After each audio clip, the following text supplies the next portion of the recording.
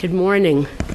My name is Cindy Arnson. I'm the director of the Latin American program here. It's my pleasure to welcome all of you to this audience, all of you who have traveled near and far to accompany us in this event today. Everywhere we look, there is news of the expanding economic, political, and cultural relationship between China and Latin America. New or expanded Chinese embassies have sprung up in Caracas and Brasilia.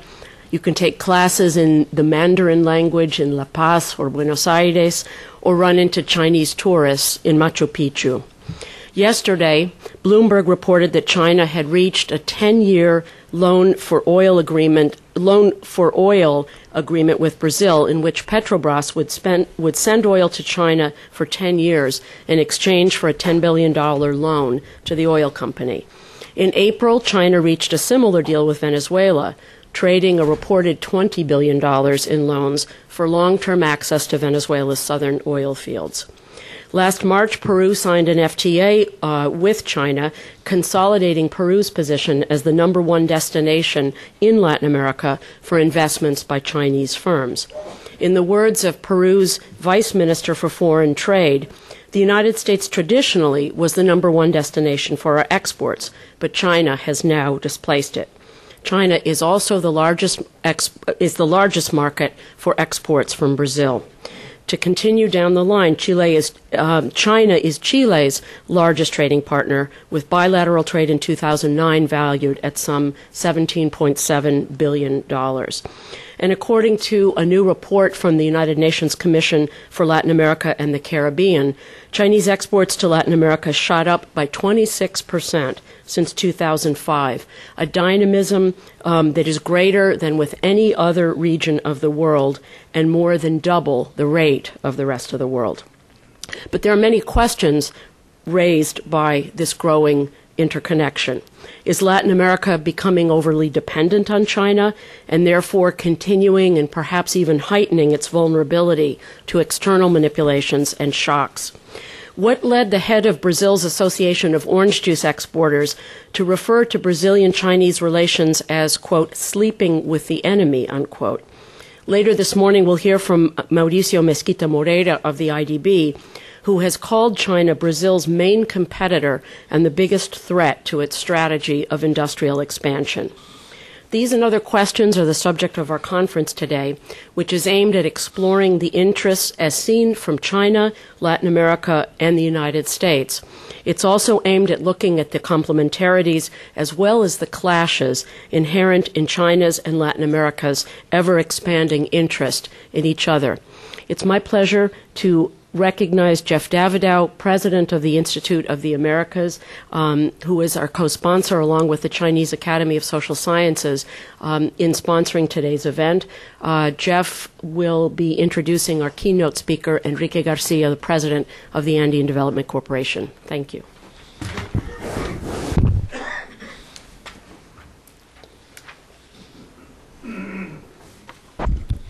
Thank you, Cynthia. And I want to thank the Woodrow Wilson Center. In January of this year, I visited Beijing along with the Vice President of the Institute of the Americas, Lynn Walker, who is here, and two members of our Board of Directors of the Institute of the Americas, David Weaver, who's our chairman, and Sergio Ley, former Mexican ambassador to China. We had excellent meetings, including with the Institute of Latin American Studies of the Chinese Academy of Social Sciences. And we decided jointly to approach the Woodrow Wilson Center to see if we could organize in Washington this event. And I am very pleased that it has finally come to fruition. Cynthia has outlined in a very broad brush way some of the issues that we will be dealing with today. China's interest in Latin American raw materials, the question of China's potential competition for markets, China's entry into the market of Latin America, the implications of all of this for Latin American economies and for the United States. Another issue that we will be looking at, which we sometimes don't focus on sufficiently, I think, is what are China's political goals in Latin America. And it does seem to me that China sees in Latin America, in this potentially influential body of 30 nations of the Western Hemisphere, allies in the presentation of China's political positions throughout the world, whether it relates to global warming or World Trade Organization issues or others. So there is both a political dynamic and an economic dynamic, and what we have done is assemble a group of experts who will each contribute a piece of the jigsaw puzzle. We have friends from the, particularly want to welcome friends from the Chinese Academy of Social Sciences who flew in last night and must be exhausted, but we're pleased to have Professor Chai Yu and Dr. Hong Bu Sun. But our first speaker is someone who is well known to many of us and admired by all of us. Dr. Enrique Garcia has been president and chief executive officer of the Andean Finance Corporation, known to all as CAF, since 1991. At that time, coming from a background in international finance, also as Minister of Finance himself of his native Bolivia, he has built that organization into a major actor in Latin American and international finance. The CAF is owned by 17 countries. It has tremendous credibility. It is the largest multilateral lender in the Andean region and one of the largest multilateral lenders throughout the rest of Latin America. He is a spokesman for economic development, environmental sustainability, and progress.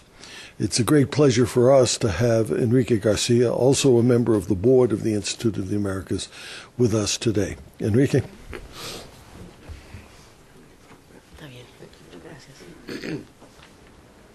Well, thank you very much, Jeffrey, for your kind introduction. Cynthia, it's a great pleasure to be here in this wonderful house, and particularly to discuss some relevant issues in the world as it is today. When I heard Cynthia, I had some figures and things that I was going to mention. I said, well, 1/3 of my presentation is gone. And then the commercial of CAF was I was supposed to say something. Jeffrey did it. So I think that my presentation will be very short and say, well, thank you very much. It's a great pleasure. It's a great pleasure. And I go back to my seat. Well, actually, I'll make some reflections, perhaps not to speak so much about China, because this morning, you will have experts that know China very well. And what I'll do is to try to give you my views on how do we see Latin America, what are the challenges that Latin America has the day after the crisis, and how this is related to the China-Latin American relationship, and what I think very interesting in the title of this event, which is the triangle, how you interrelate Latin America, China, and the United States, challenges that are very important. Going first to Latin America, there is no doubt that after the crisis, Latin Americans can say, okay, we did fairly well. In fact, as you see, with the exception of last year, which was a bad year, in which the region moved from an average growth rate of about 4.5% in the previous 5 years to a negative -2. But the good news is that very quickly, the region is again on a path of growth. And this year, the projections are growth of 4.5%. You have some of the countries which had also the turndown, going again to rate growth of 7-8%, which is very good. Secondly, that it was possible, if one looks at Latin America, this process is tied up to macroeconomic stability in the sense that Latin America also shows very low inflation. With very few exceptions, rates of inflation are very low. And third, you also have external balances that are so positive that you have never seen them.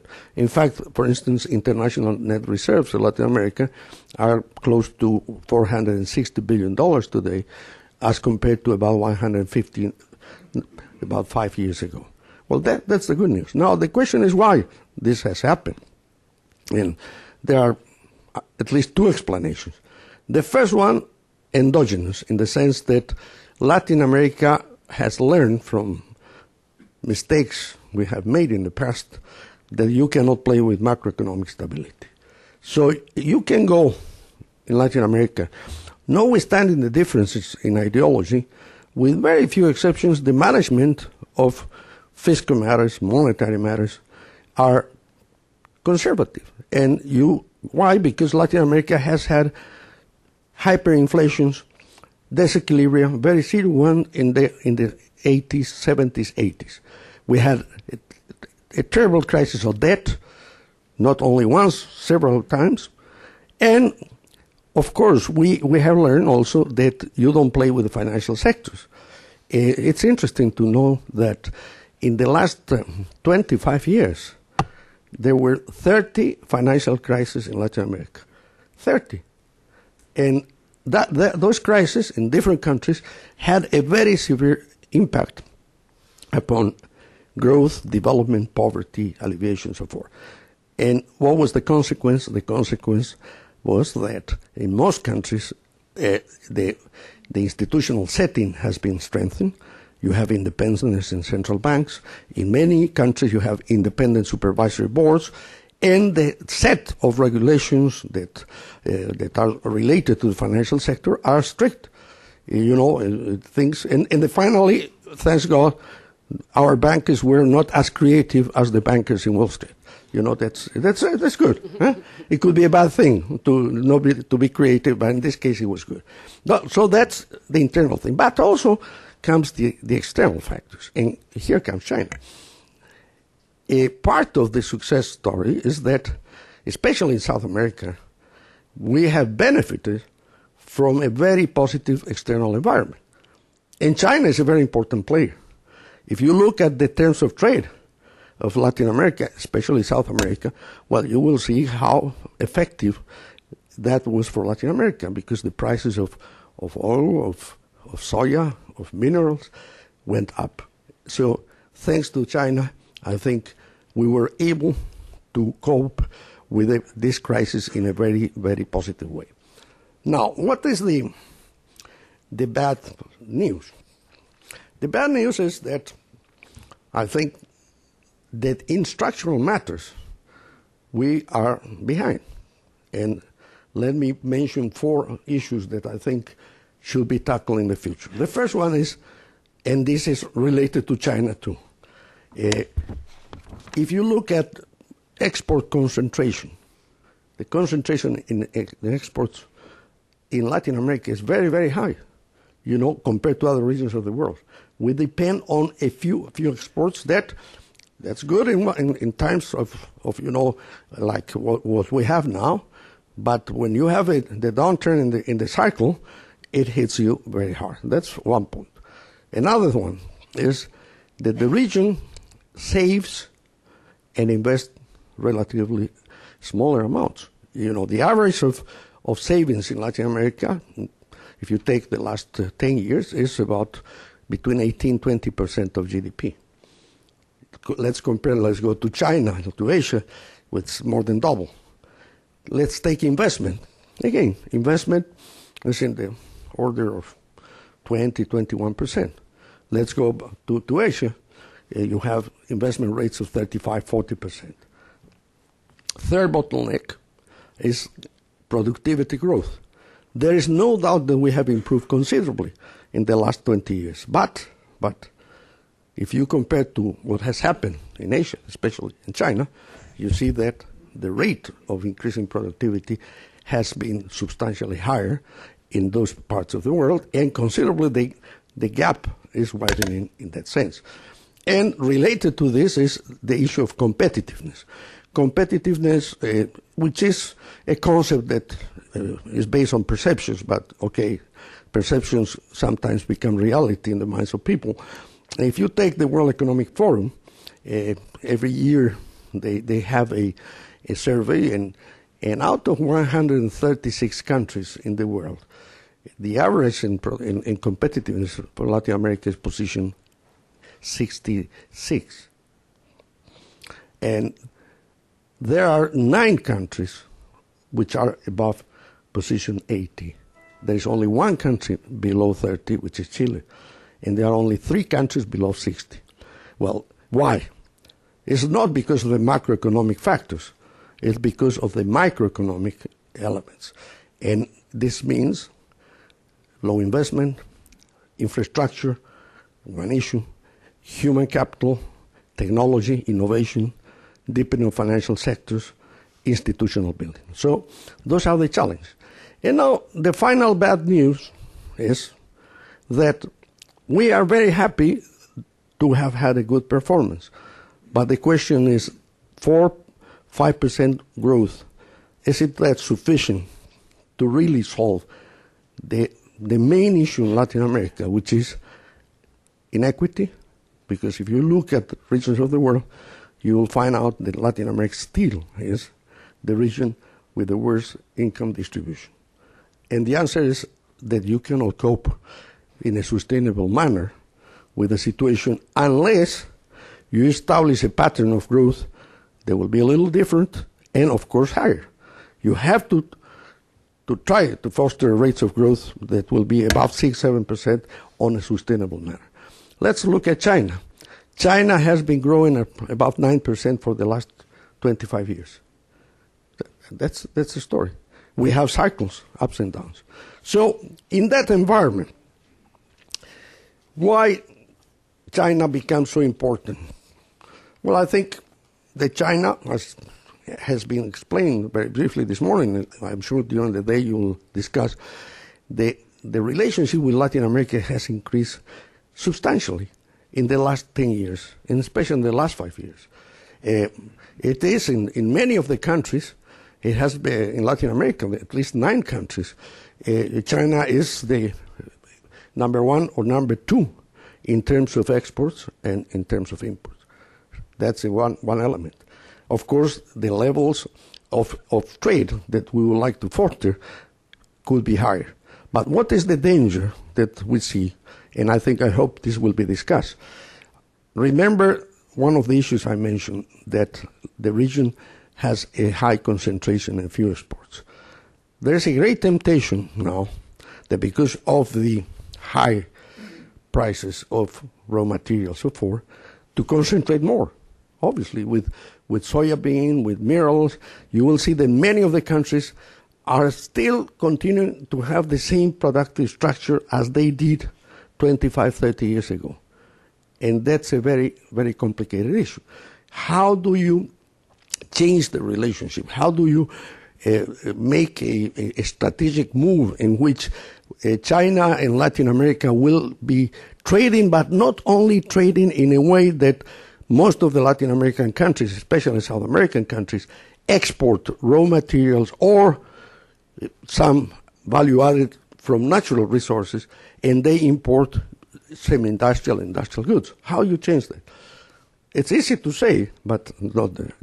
So that's one issue that I think has to be analyzed, and it goes beyond, in my opinion, the establishment of free trade agreements, which I think is a very good element, no doubt, but it is not sufficient. The second structural issue that I mentioned is savings.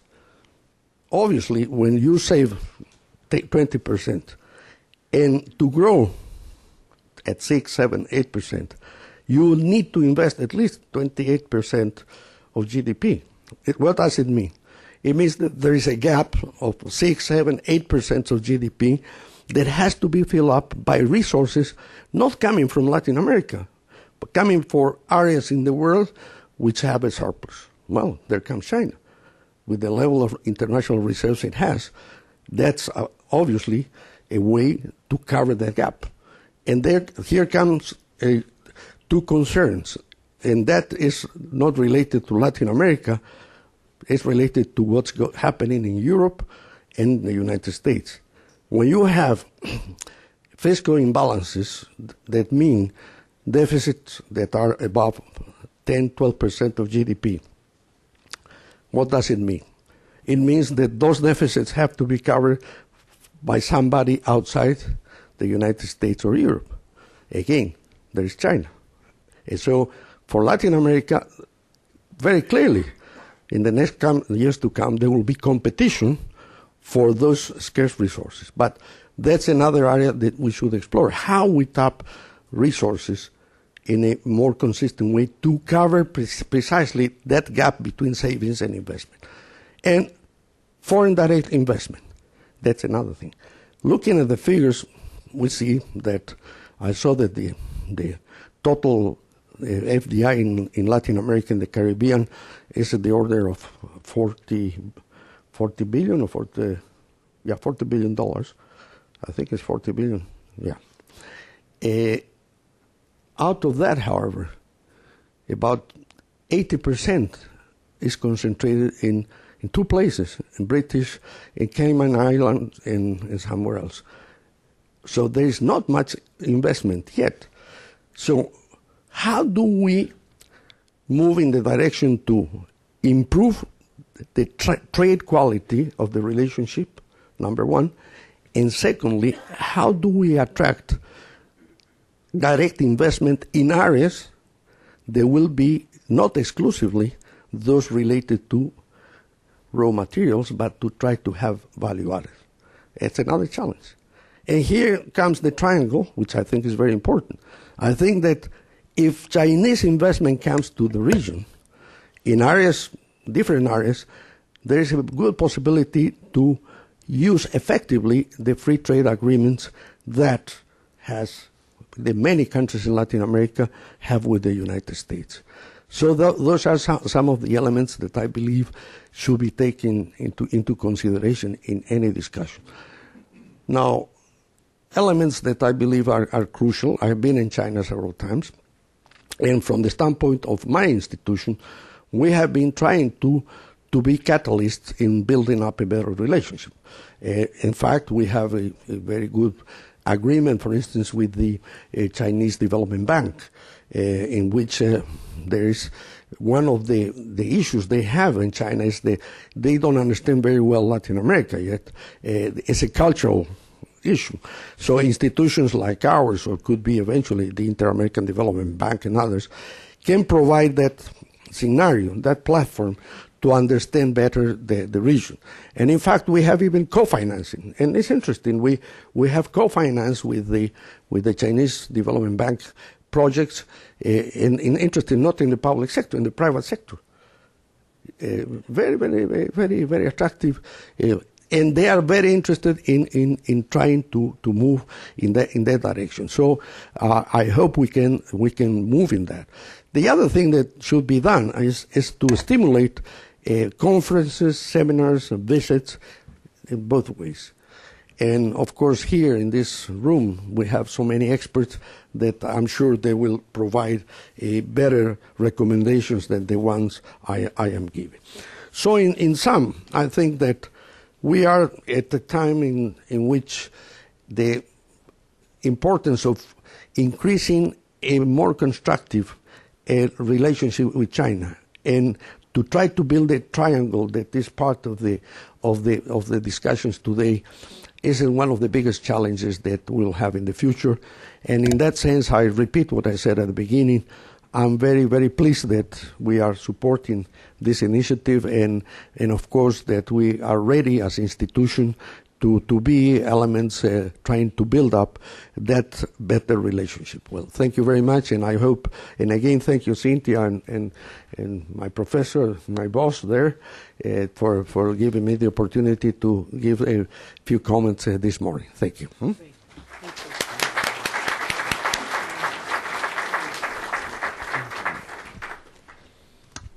rather than invite questions for Dr. Garcia right now, I think we'd like to invite the members of our first panel to join us here at the podium, and we'll also permit members of the audience to address questions to Enrique Garcia during the discussion period after the next presentations.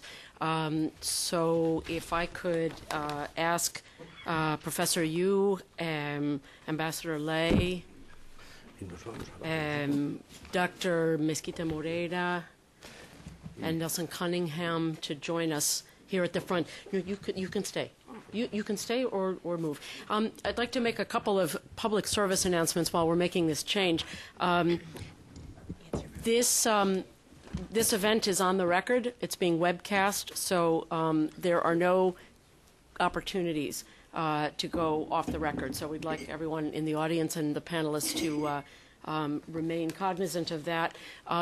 Also, someone who traveled here for the conference left a suitcase in the boardroom, which is at the end of this hallway.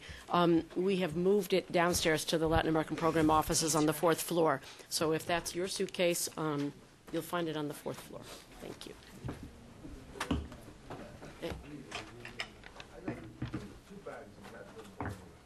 Then they're probably both downstairs. In the anteroom? In the anteroom. Okay. We'll have moved them. Come find us, and we'll tell you where they are. Okay? There's another event in that room. Okay.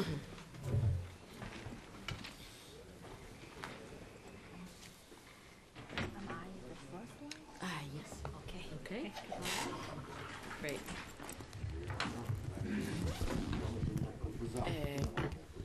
¿Qué pasa?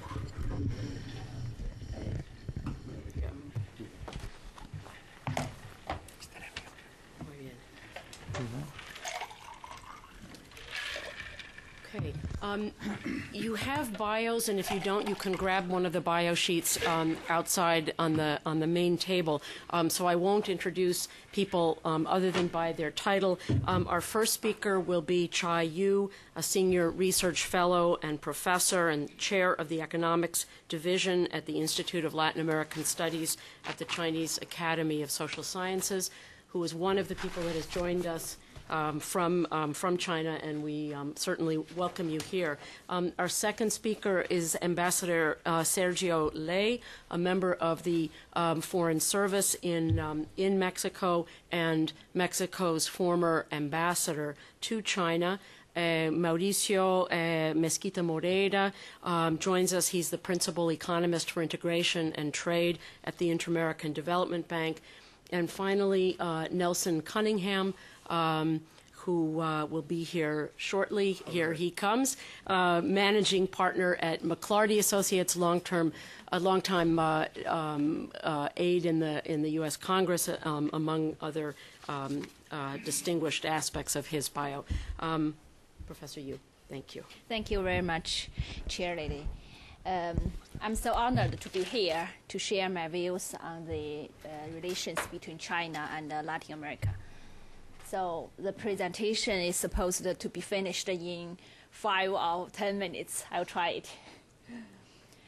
I'll give two issues here. The first one is the relations between China and the Latin America, the development and the change.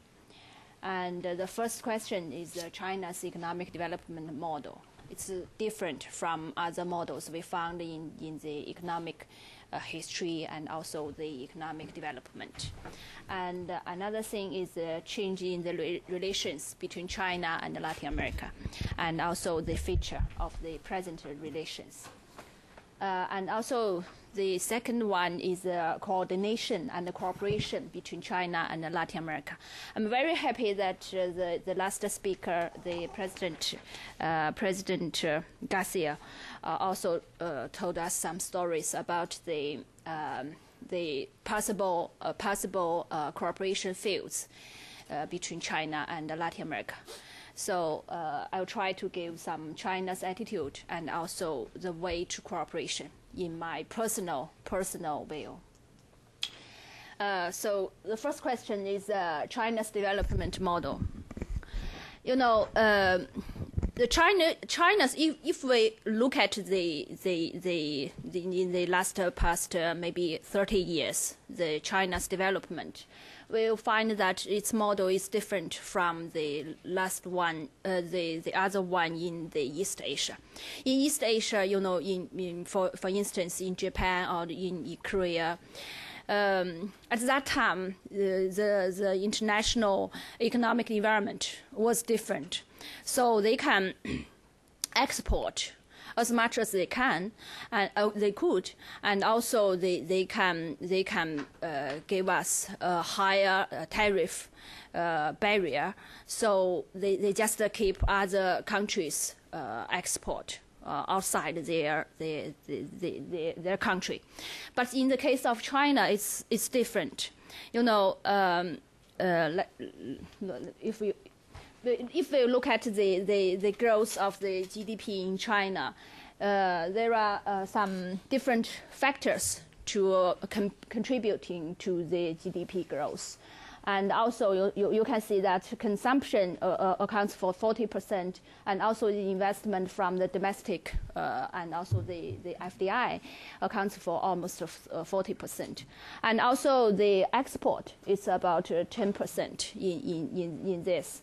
So here we can see that the FDI and also the export accounts for a larger amount of the growth of GDP. And I'm not very sure is there any person who are familiar with the China's economy. In the past several decades, the export. When we talk about the export, most of the export is supported by the FDI. The foreign enterprises. That's a very particular phenomenon in China. So in this case, China's development is shared by the foreign enterprises, foreign company, and also China's development also shared by other countries. From this chart, you can find that the most region who benefited from the China's growth is Asia. So Asia, you can see it's from 1993 to 2009, the last year. The Asia accounts for the most part of the China's growth. But you can see Latin America is just 6.9% of the China's import growth. So in this case, I can see that the last one is that the Latin America is very important. It's becoming a very important partner of China, but it's not enough. It's not enough here. Yeah, which partners benefit from this? It's another detailed illustration of the last introduction. It's from 2006 to 2007. You can see that it's Brazil and Chile. The total number is almost 6%. Yeah, total number is about 6%. 6%. I also calculated the other Asia countries. It's also almost 6%. That means in this case, in the last 2 years ago, the Brazil and Chile and they are at the same plate with the Asian country. It's a very good phenomenon. But from the data from 1993 to 2003, it's old data. You can see that just Brazil just share the import growth is about 1.6%. It's a very small number. You can see the Malaysia, Thailand, Singapore, Philippines, Australia. They account for a very large number if you added them again. So here we can see that the biggest partners benefits from China's growth is the Asia partners. It's Asia trading partners, but not Latin America one. So maybe in the future we can what's that? What? It's this. I'm going to turn this off.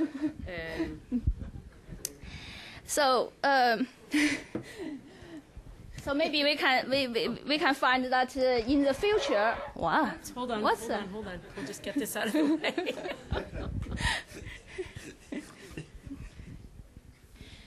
There are two channels for other partners who can benefit from China's economic growth. One is from FDI, and another one is to seek to look for the China's very big market through the import channel. Yeah, that's two channels. But how about this model's future? What's the prospects for the inclusive model? You know, the inclusive model is firstly put forward by the World Bank. It's just look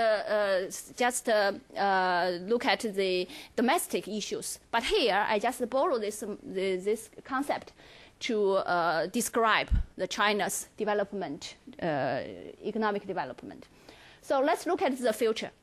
From the future, you can see the first one is the labor cost increases. Yeah, in the last several years, especially since 2008, when the new labor law has been implemented, the cost increased by almost 50%. So and also the appreciations of the renminbi. The second one is that in the future, the labor-thinking investment would decrease, but market-thinking investment would increase. Yeah, it's also a new simple. And also, if you look at the WTO, you know, we just accessed to the WTO in 2001. It's almost 8 years. In the next 10 years, China also faces a lot of trading barriers from the outside. So, so it's very difficult for China to export as much as we could. The second one, maybe something. What's that?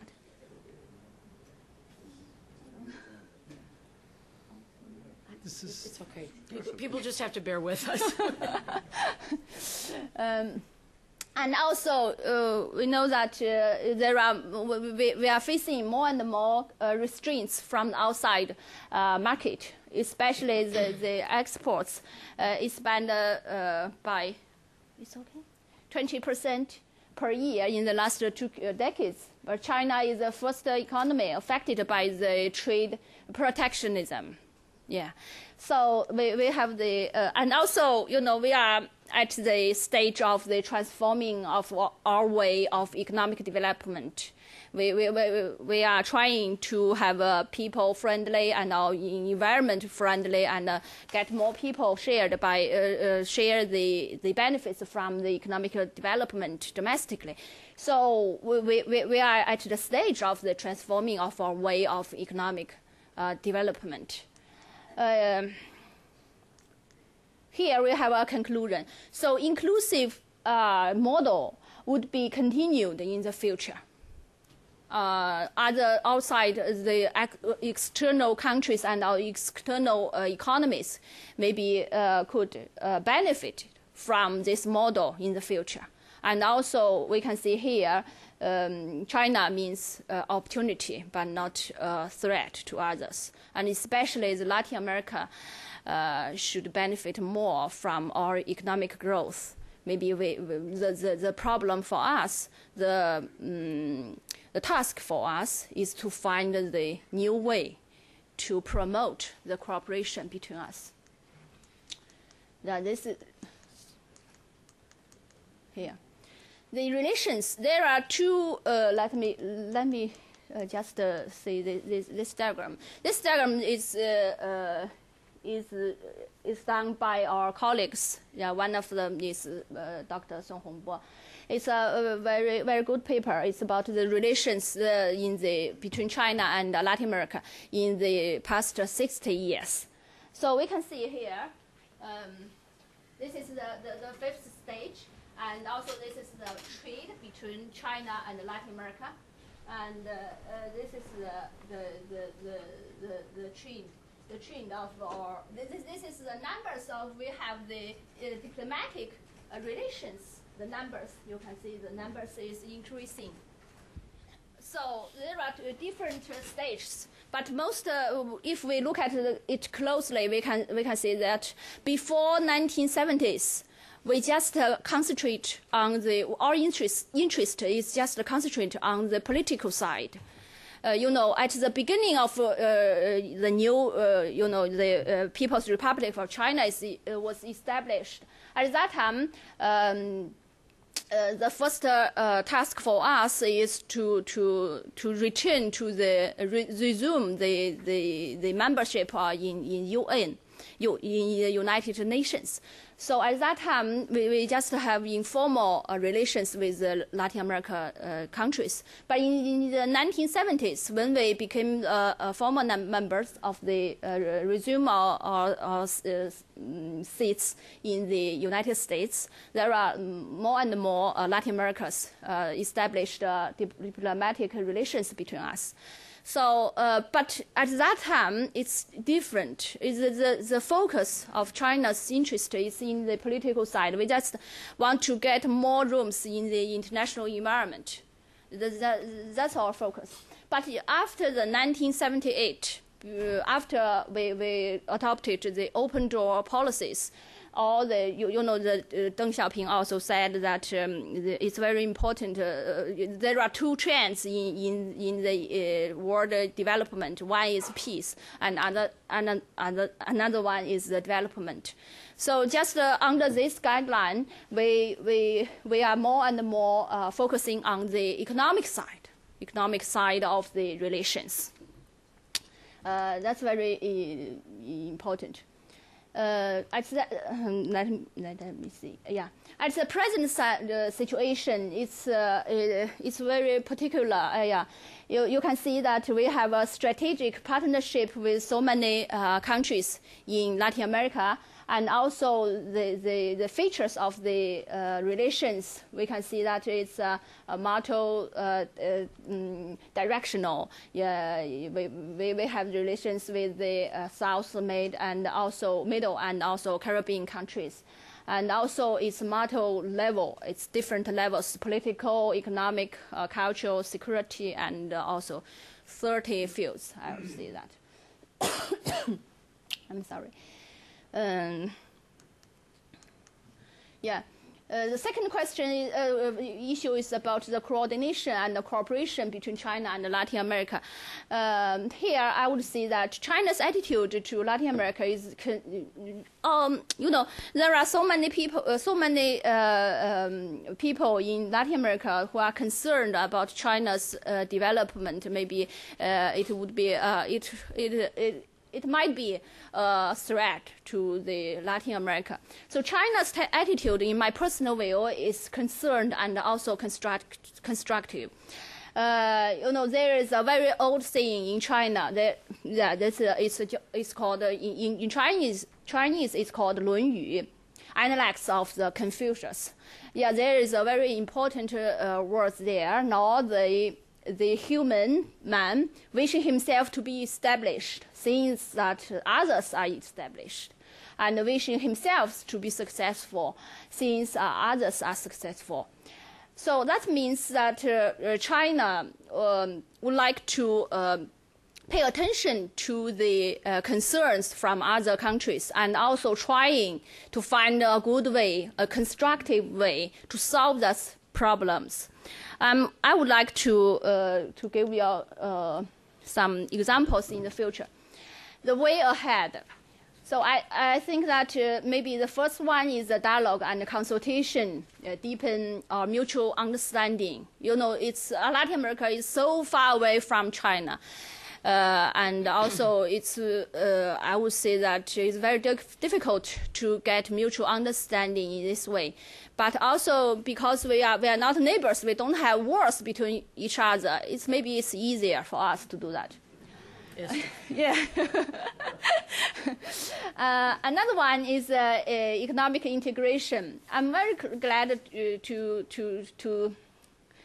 look at that there are some FTA, it's just three ones to sign at the present time. It's a way of it's a kind of a constructive way. I would say that because I'm in the Institute of the Asia Pacific Studies for a long time, so I'm very familiar with the case of ASEAN. In the 1990s, ASEAN is almost the same people as in Latin America. It's 5 million, right? No, not 5 million. It's 500 million people. Yeah, it's almost the same size. ASEAN was very concerned about China's development in 1990s. They think that China's economic development would be a threat to their development. But after 1990s, we are discussing the FTA, and also in the 2007, we have signed the FTA has been enforced. At that time, there are less and less people are worried about China's development. For what? Because there are benefits from the export to China. So there are two kinds of products from ASEAN. One is the natural products and the resources, and another one is products from the production sharing, international production network. So I think that's a very good case for us. Maybe if we strengthen our understanding and also to find a good way, constructive way to cooperation between us, we can go to the same way of the ASEAN relations.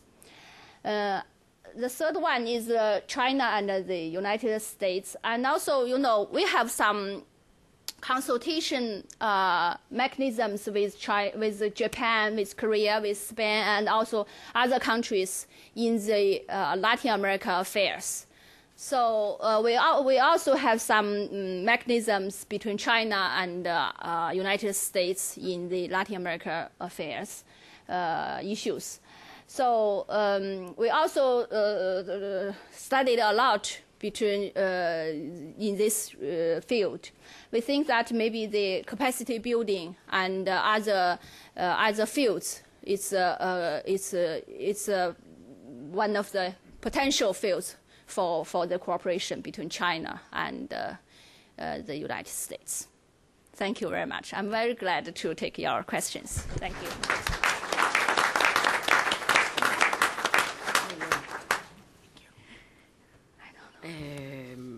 Who's next? Ambassador Lei, por favor. Su inglés es impresionante. Su inglés es impresionante.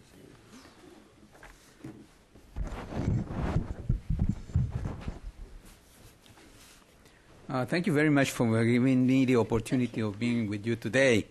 First of all, I would like to talk in the context of historical context in which the relations between Mexico and China has developed, in order to see how this relations has had its evolution to the present day. With the Pacific Ocean rising right now as the new economic center of gravity of the world, we tend to speak of a freshly emerging neighborhood, but this is far from being a novelty. Almost 500 years ago, the New Spain in America was seen as the shortest possible connection to go from the European metropolis to the Far East. Conveniently, the Spanish conquerors started to link the most eastern part of Asia and Latin America by means of the trade galleons that plied the Pacific waters. Those contacts started well before the most northern nations of the Americas ever had a coastal tract of land on the Pacific, and were the seeds of this economic community we are trying to build today. Those historical links were rich and fruitful. Silks, porcelain, teas, and spices were transported from China to other parts of Asia and other parts of Asia to the depot port of Manila. Manila was the port where the Spanish had the conquer, and where the goods were shipped from destination to Spain. Transshipment by land in Mexico from Acapulco to Veracruz was part of the journey. The merchandise was paid in cash. Mexican silver dollars were introduced in China in the late Ming Dynasty to pay for those mercantile exchanges. And soon those coins were the hard currency of choice for the most important trade transactions in China. Together with silver, new foods, seeds, and fruits with exotic flavors were introduced to all of Asia from the New World. This practice prevailed until late in the 19th century. Together with trade came exchanges of people, although in the colonial times those exchanges amounted to a few. It was in the mid-19th century when Cuba, still a Spanish colony, became the first Latin American country to receive large numbers of Chinese nationals to work in the sugar and tobacco plantations as indentured laborers. Peru followed suit for the same type of labor. According to some Cuban sources, in the second half of the 19th century, the Chinese populations constituted up to 13% of the total of the island. There was no place in Latin America where the Chinese emigration ever attained such a percentage.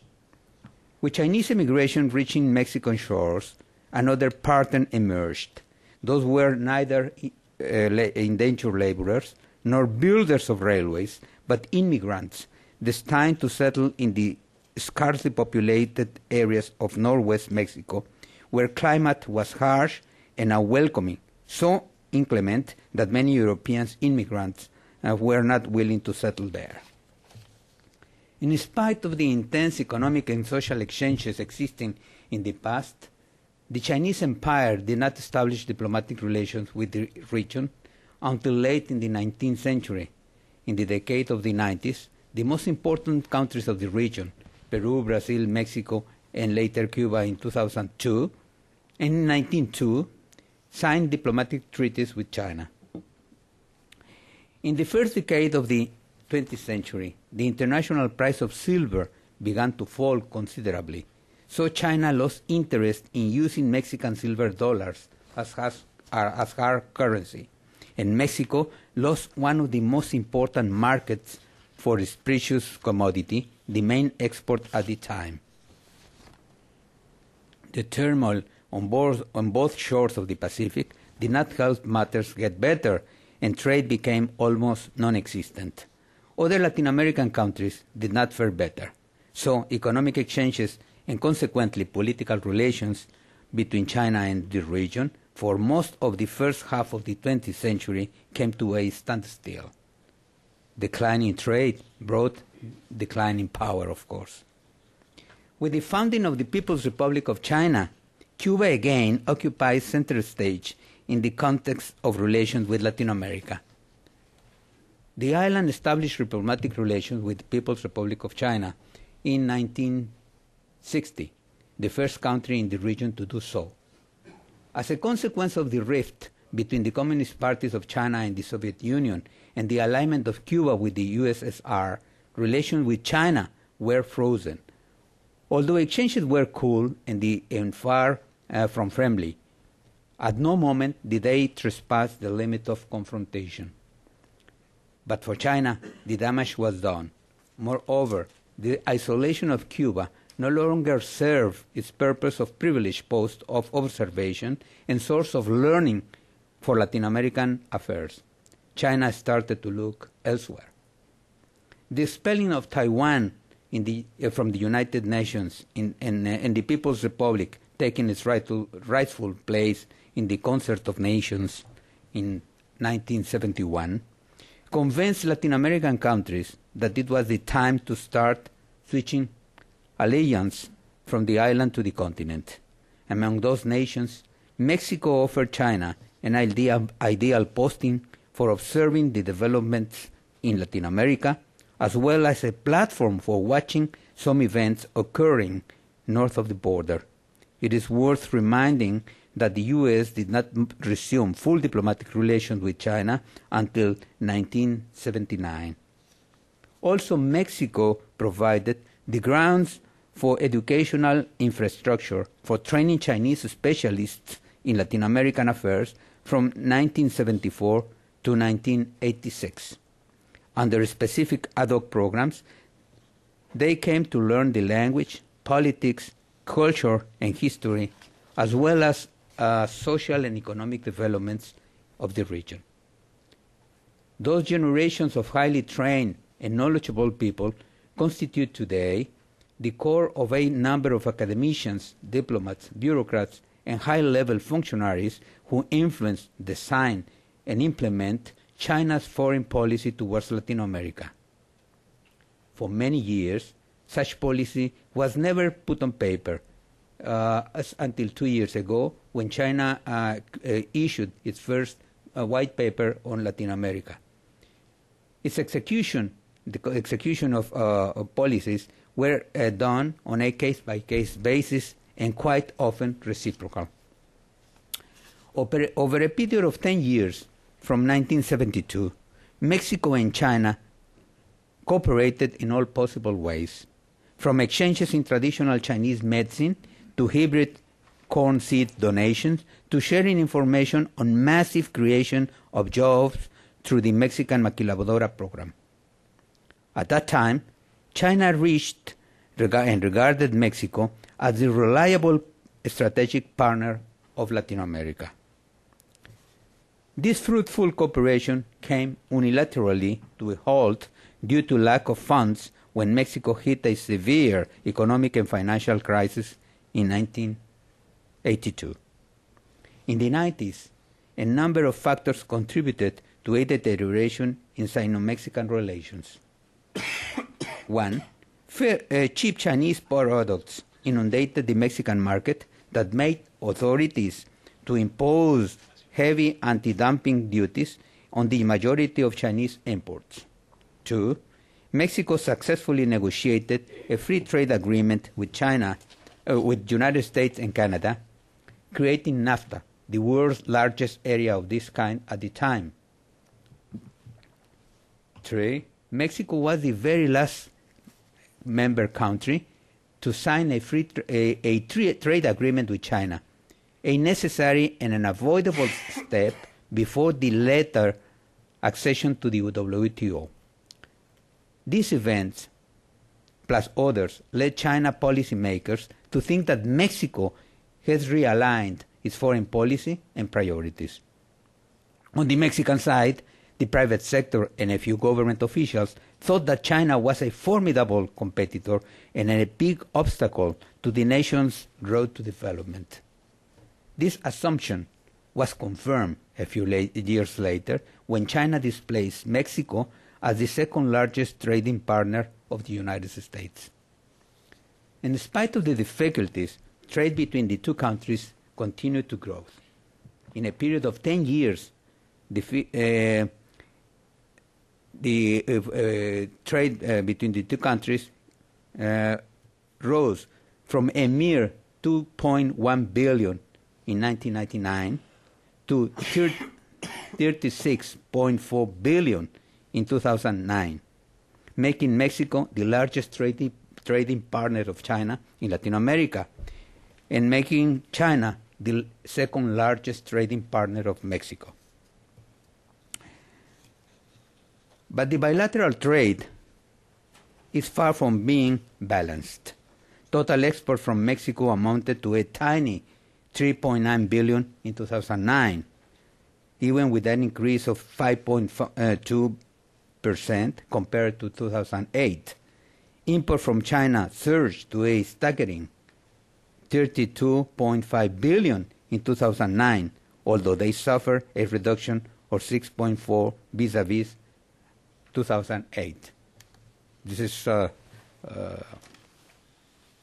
little bit optimistic to think that the imports from China has diminished in Mexico, and the export of Mexico to China has increased, even though it's a small amount. The above figures cannot be found in statistical figures of the two countries. China argues that total trade to Mexico was only $16.2 billion, while Mexico computes $34.7 billion for 2009.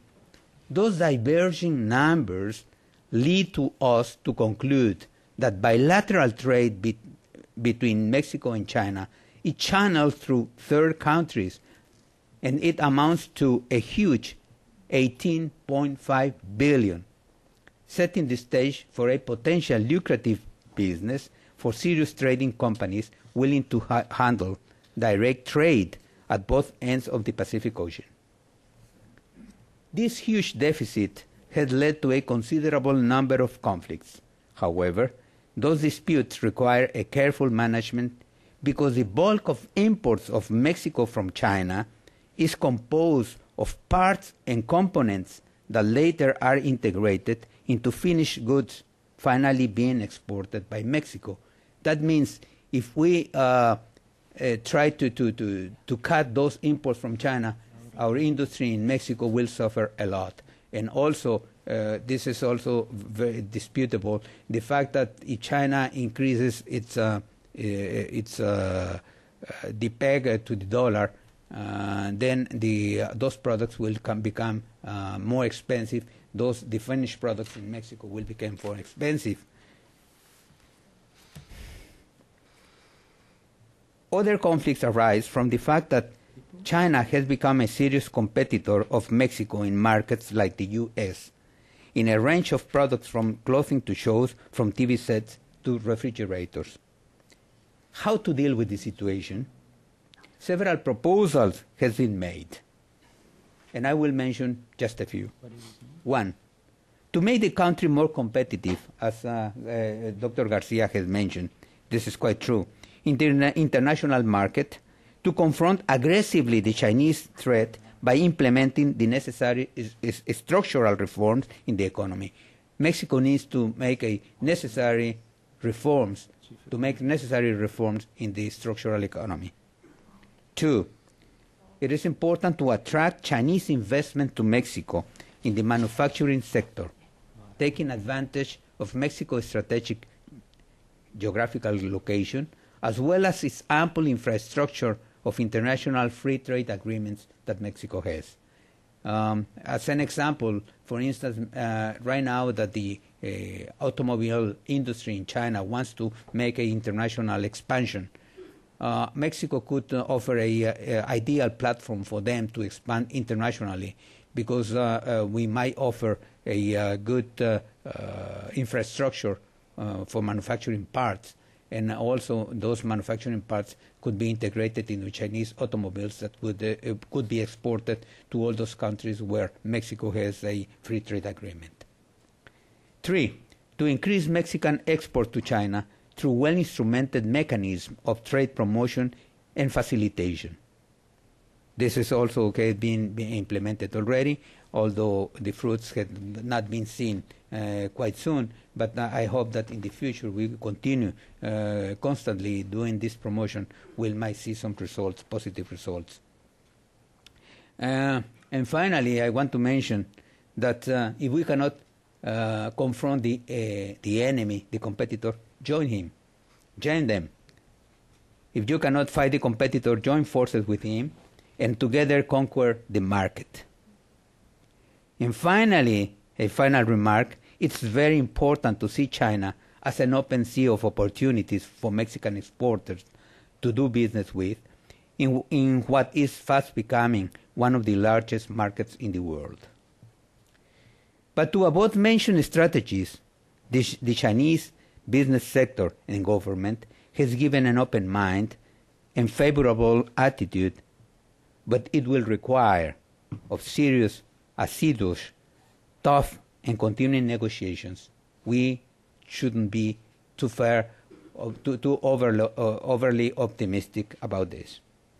Most importantly, it needs a state policy able to lead the present bilateral relations into a real strategic partnership. Thank you very much.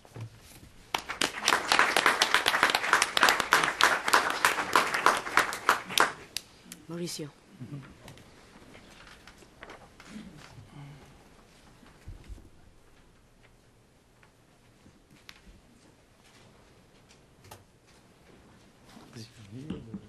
Yeah, it should be.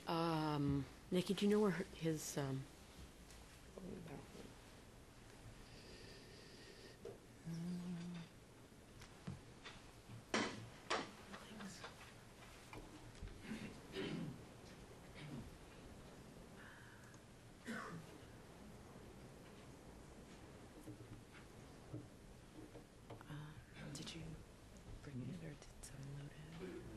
Did someone load it for you? Well, I sent it to Cynthia. He forwarded it yesterday. I forwarded it to your email. I didn't see it this I have morning. it here. Okay. Sorry, it came in last night. Oh, that's neat. That's very nice.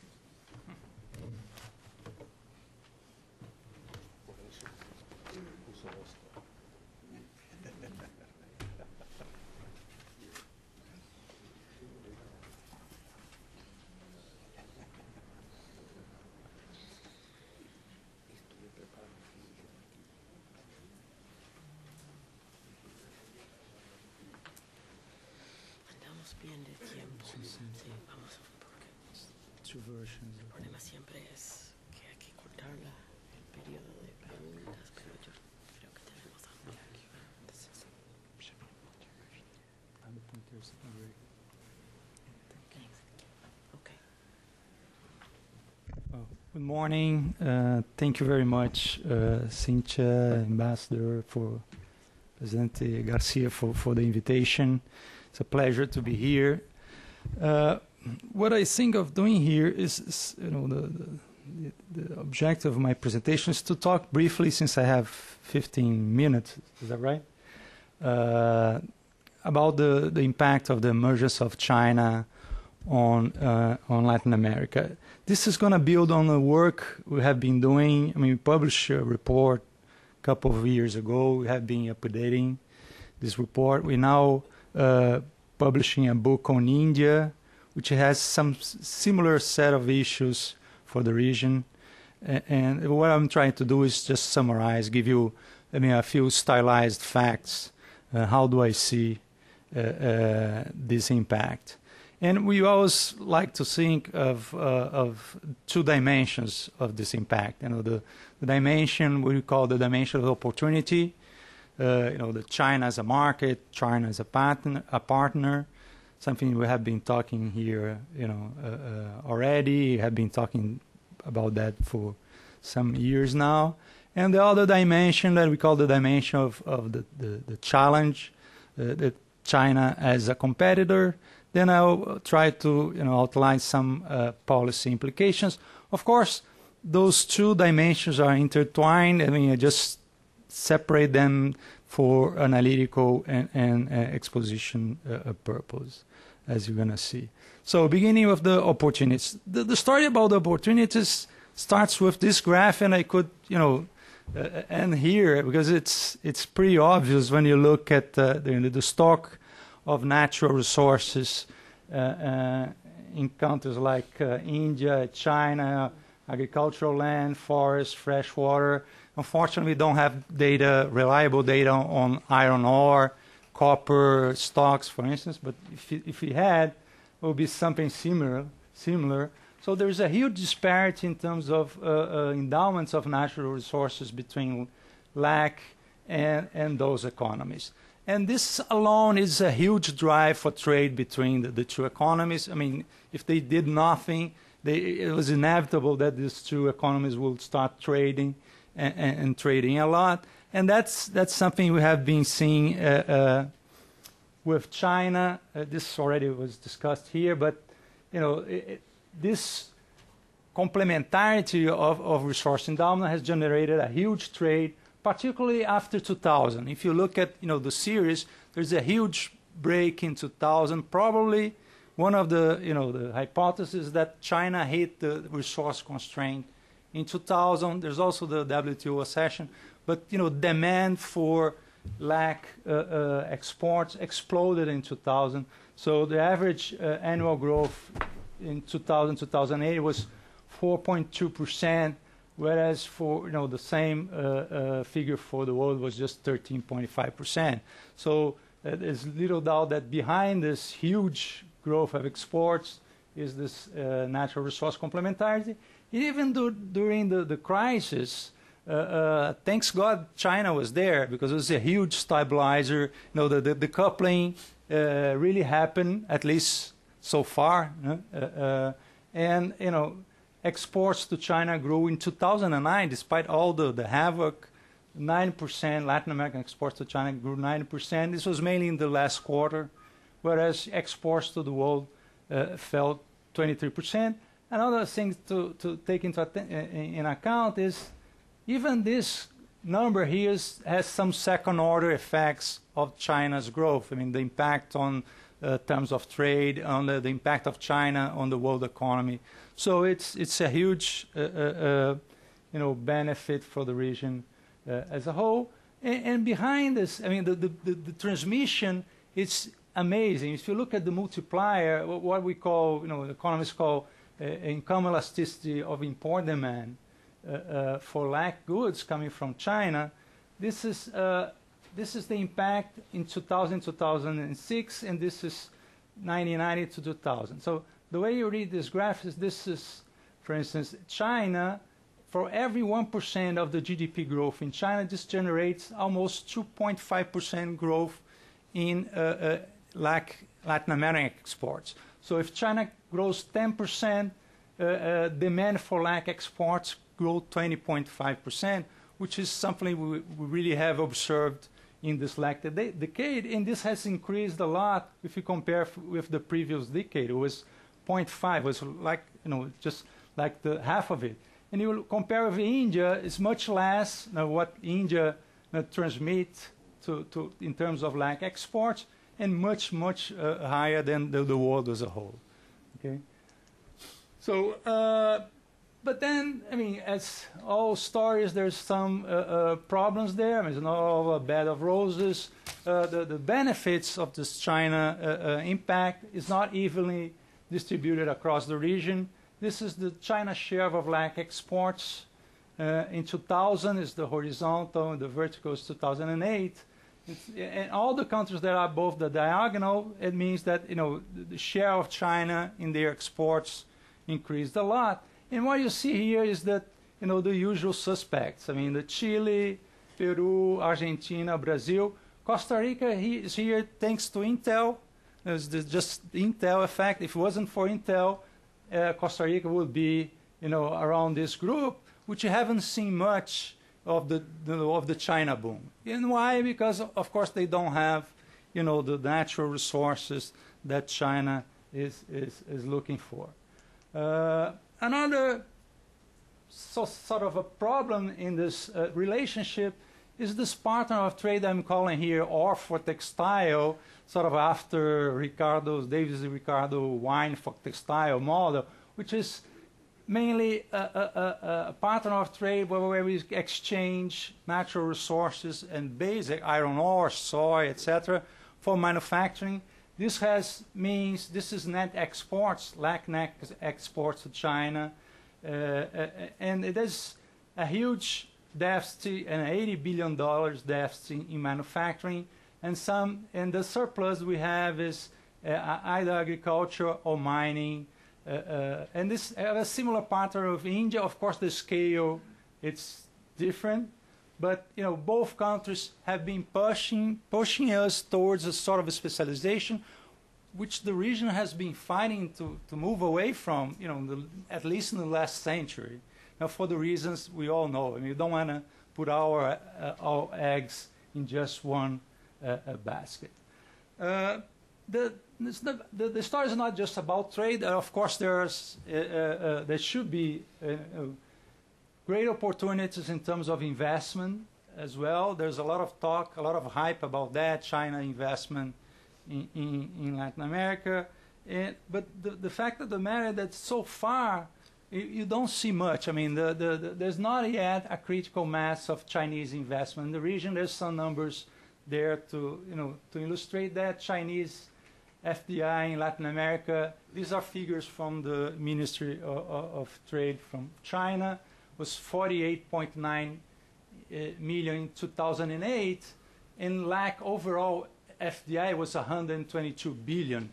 So it's really still a drop in the ocean. Even if you look at the stock, excluding, of course, the tax havens, because it doesn't make sense to consider that as FDI. It's 1.4 billion compared to a total overall stock of 604 billion. So it has yet to happen. You see a lot of stories. 2009, apparently China is increasing Now, in 2008, it was $40 billion of outward FDI investment to the world. I just read in Washington Post the other day, they are talking about $200 billion this year. So it might increase. But another issue that I think it's important, and President Garcia has already talked about, is the composition of this investment. You know, when you compare with countries like Korea, this is the case of Brazil. It's pretty obvious that, you know, even if you compare with Korea, Chinese has a lot to do. You know, it's just you know, 1/3 of 1/4 of Korean investments in Brazil. If we compare with Japan, it's you know, really there's no comparison. So this story has yet to happen. You know, in contrast to trade, which is already going on, the investment side has yet to happen. I'll talk a little bit more about the composition later on. So the challenges, I'm not calling it threat because sometimes it's, you know, people read that as, you know, we're sort of antagonizing China, and China is the bad guy that's going to destroy. I mean, competition is a fact of life. I mean, we have to acknowledge that there's going to be competition, and we have to adjust to that. I mean, we're just not going to sit and wait, and which, by the way, which is exactly what most of countries in the region have done so far. You know, they're just sitting and wait, and China was coming, and now, you know, it's a bit, you know, late to have a very comprehensive reaction to that. But first, the major facts. This is the share. I'm picking the U.S. market. This is the U.S. and the world markets. This is the share of those countries, some of the biggest Latin American exporters of manufacturing goods to the U.S. And here there's China and India. And I had to use two axes because, you know, China and Mexico is in another league. So if I put them in the same scale, you will only see China and Mexico. So China and Mexico are on the right-hand side axis, and axis, and the rest is on the left-hand side. So it's pretty obvious that China shot up from, you know, less than here, you know, less than 80% in 1996 to something like, you know, to 24% of the U.S. market, of the total U.S. market import of manufacturing goods.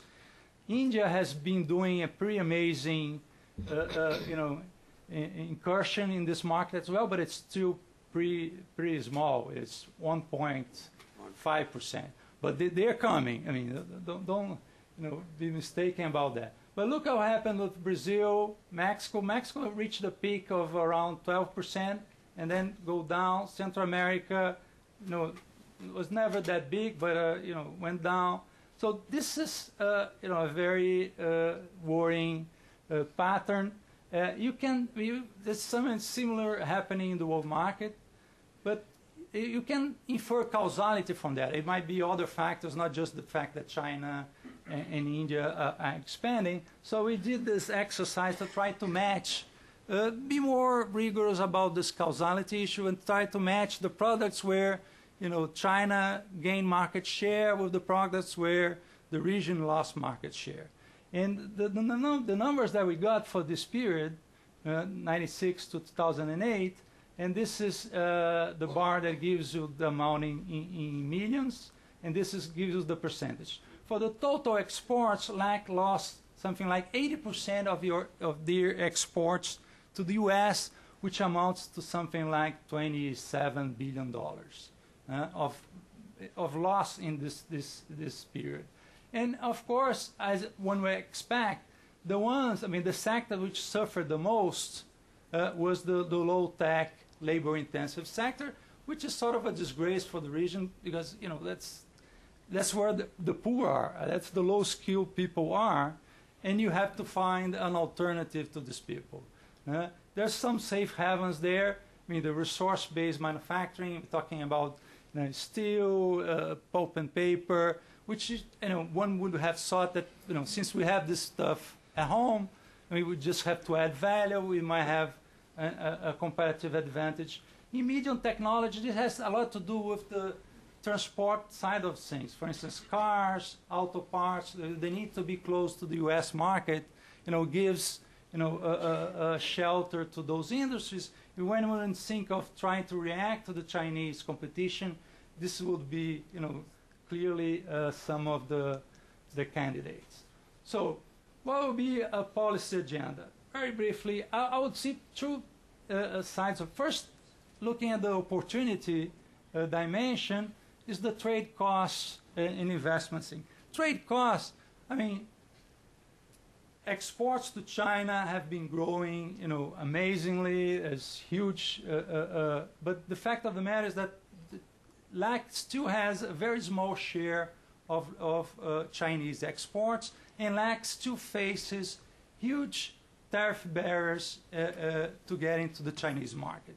This is just to give you a flavor of it. This is just tariffs on LAC exports weighted by by trade, and LAC exports still face a 15% tariff to exports manufacturing, and this it's not helpful when you're trying to diversify your trade. But even agriculture, there's a pretty high tariffs, and if you add to those tariffs all the non-tariff barriers, phytosanitary requirements, centralized state trading, so there's agenda there to be dealt with, to be addressed if we want to really explore all the potential that the Chinese market offers. And I think there's an agenda in terms of investment as well, which I think, as I illustrated in that graph before, I think that the Chinese have to learn with the Japanese. I don't think that the relationship that China has with LAC will be sustainable if this pattern of trade, if they rely just on trade and this kind of trade we have been seeing, or for manufacturing, because of the political economy. There's no way, there's no other reason why the Japanese started to build plants in the U.S., for instance, to sell cars in the U.S. There's no other reason why the Japanese started to invest also in Latin America, because this, of course, it helps to diffuse the tensions, especially in countries which have huge employment problems. So I see a more balanced relationship going forward. I would like to see more Chinese investment, not just on iron ore, the usual things, but to, as President Garcia mentioned before, we have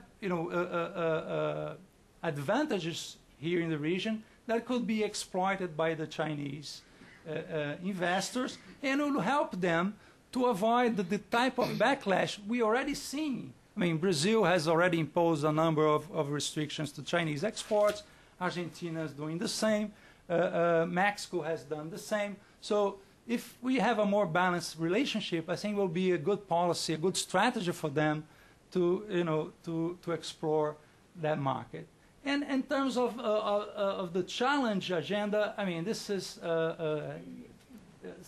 stuff for hours of conversation. There's no a magical thing to address those issues, but I would say the obvious things when you are facing a country that has huge amounts of labor, very cheap wages, you have to increase your productivity to face this competition. But apart from that, and of course raising productivity has to do with an agenda we have been discussing for ages, which is trying to make the government more functional, education, infrastructure, finance, technology. It's not rocket science here. Without that, we are not going to go anywhere. We're not going to raise productivity. But there's clear niches there we could try to explore, as I showed in the previous graph. The resource-intensive niche to add value to the natural resources that the region has. There's the issue of proximity. Geography is on our side when you think in terms of the U.S. market, even if you think in terms of the EU market. So all the goods where speed to market matters, the time-sensitive goods. The fact that we are closer to the U.S., this is particularly important for Mexico and Central America, which don't have the natural resource alternative. This is huge for them, And the same thing in terms of transport-intensive goods. I mean, it's something to be there, and not only in terms of manufacturing, but I think there's a huge agenda there, because when you think, for instance, that the soybeans or the iron ore, when it gets to Shanghai, 90% of the final price is freight. So, and this money, you know, it doesn't go to the producers, doesn't go to the government, it just goes to the shipping companies. So if you have an infrastructure that doesn't work, you not even take advantage of the rents you're getting from exporting, natural resources to China. There is this thing I always been puzzled about. I mean, why Brazil, for instance, and Mexico don't take better advantage of the low-wage areas that they have, in the Brazil Northeast and Mexico South, which are 1/3, 1/4 of the wages you see in São Paulo and Mexico City. Of course, there's infrastructure issues there, there are governance issues there, but this if you look at the wages there, they are not that much above what you see these days in China. So I'll leave it there then. Thank you very much.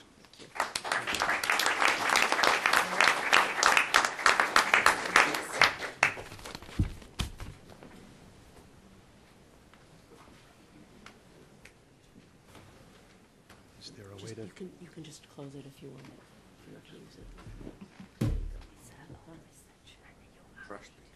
That's right. Voila. We publish Sure. I can send you. Well, first of all, thank you, Professor Aronson. Thank you, Jeff Davidow. Thank you, Paulo Sotero, and our hosts here at the Woodrow Wilson Center. It's a real pleasure to be here, along with such a panel of experts. I'm fortunate this morning because they have given you all the facts, and it's left to me to give you just a little bit of analysis. So they've done the heavy lifting and provided really the building blocks for what I'm going to discuss this morning, which is the strategic implications for China, for Latin America, and for the United States, and the strategic responses in each of the three regions to the remarkable growth that my colleagues have described in the China-Latin America commercial relationship. A couple of words about my own background. I grew up a Latin American expert because I grew up in Latin America. We lived in 7 different countries. My father was an American businessman in the region. I was steeped in U.S. Latin American commercial issues as a boy, and I can tell you that China played no part of any of that. A dozen years ago, I had the privilege of working in the Clinton White House on Latin American and trade matters. I had the privilege of working with Jeff Davidow when he was Assistant Secretary for Western Hemisphere affairs, and I can tell you that China played almost no role in the thinking that we were doing in Washington with regard to Latin America. In fact, the only times I can recall China coming up was really had to do with the issue of Taiwan.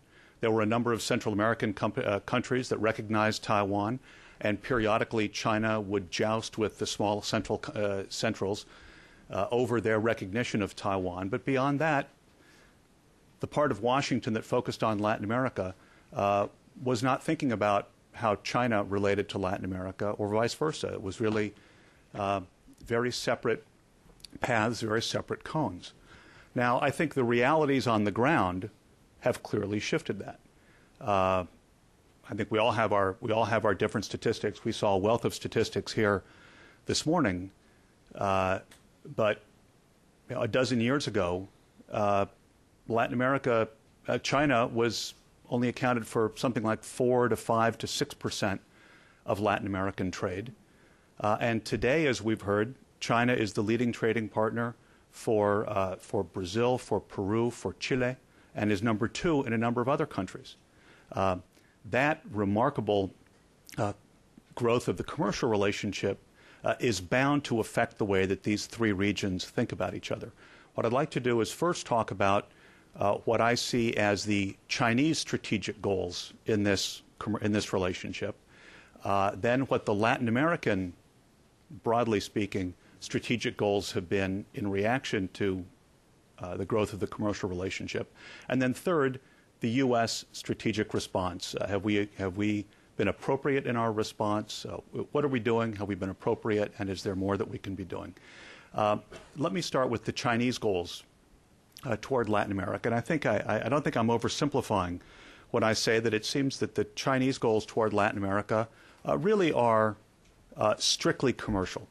And it's very instructive to contrast the Chinese strategy toward Latin America with the Russian strategy toward Latin America. If you look at the countries that we saw where China has maintained the most robust commercial relationship, it's the countries that have things to sell it. It's not the countries that are ideologically closer to China. It's not the countries where they're trying to build an ideological relationship. Instead, they're buying from Brazil, they're buying from Peru, they're buying from Chile, they're buying from Argentina. They're buying from the countries that produce the raw materials that China needs to fuel its economy. Contrast that with Russia. Where is Russia building its relationships in Latin America? Well, it starts with Hugo Chavez. Putin has made high-level visits to Venezuela. There are military relationship between the Russians and the Venezuelans. There are arms sales from the Russians to the Venezuelans. Chavez has traveled to Russia, among other countries, and those countries have been aggressively building an ideologically based alliance, which is clearly aimed at serving as some sort of balance against the United States. China has not pursued that policy. You'll recall in 2004, President Hu attended the APEC meeting in Santiago, Chile, and then afterward took, I think it was a group of 100 Chinese businessmen around Latin America. And the places where he spent his time were the places where he saw the resources that China needed and that China wanted. Brazil was a big focus. Argentina was a big focus. There was a great deal of commercial diplomacy surrounding that visit. But you didn't see the sort of saber-rattling or military-to-military contacts, nor ideologically driven travel on that trip. And that, I think, has been consistent throughout. So from China's perspective, it views the Latin America relationship as a commercial one, an important commercial one, just as they view Africa as an important source for raw materials and have made dramatic inroads into Africa's economic life. They've done so in Latin America, but not in a way that is calculated to threaten the interests of the United States, at least not in an overt fashion. And I think that's very important to note.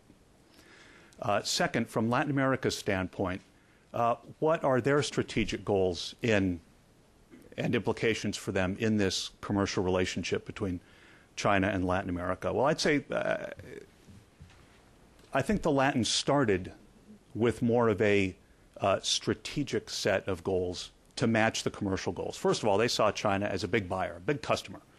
And the countries in Latin America that export raw materials and export commodities have been aggressively courting the Chinese for the last 10 years for sensible reasons. This is a huge commercial customer.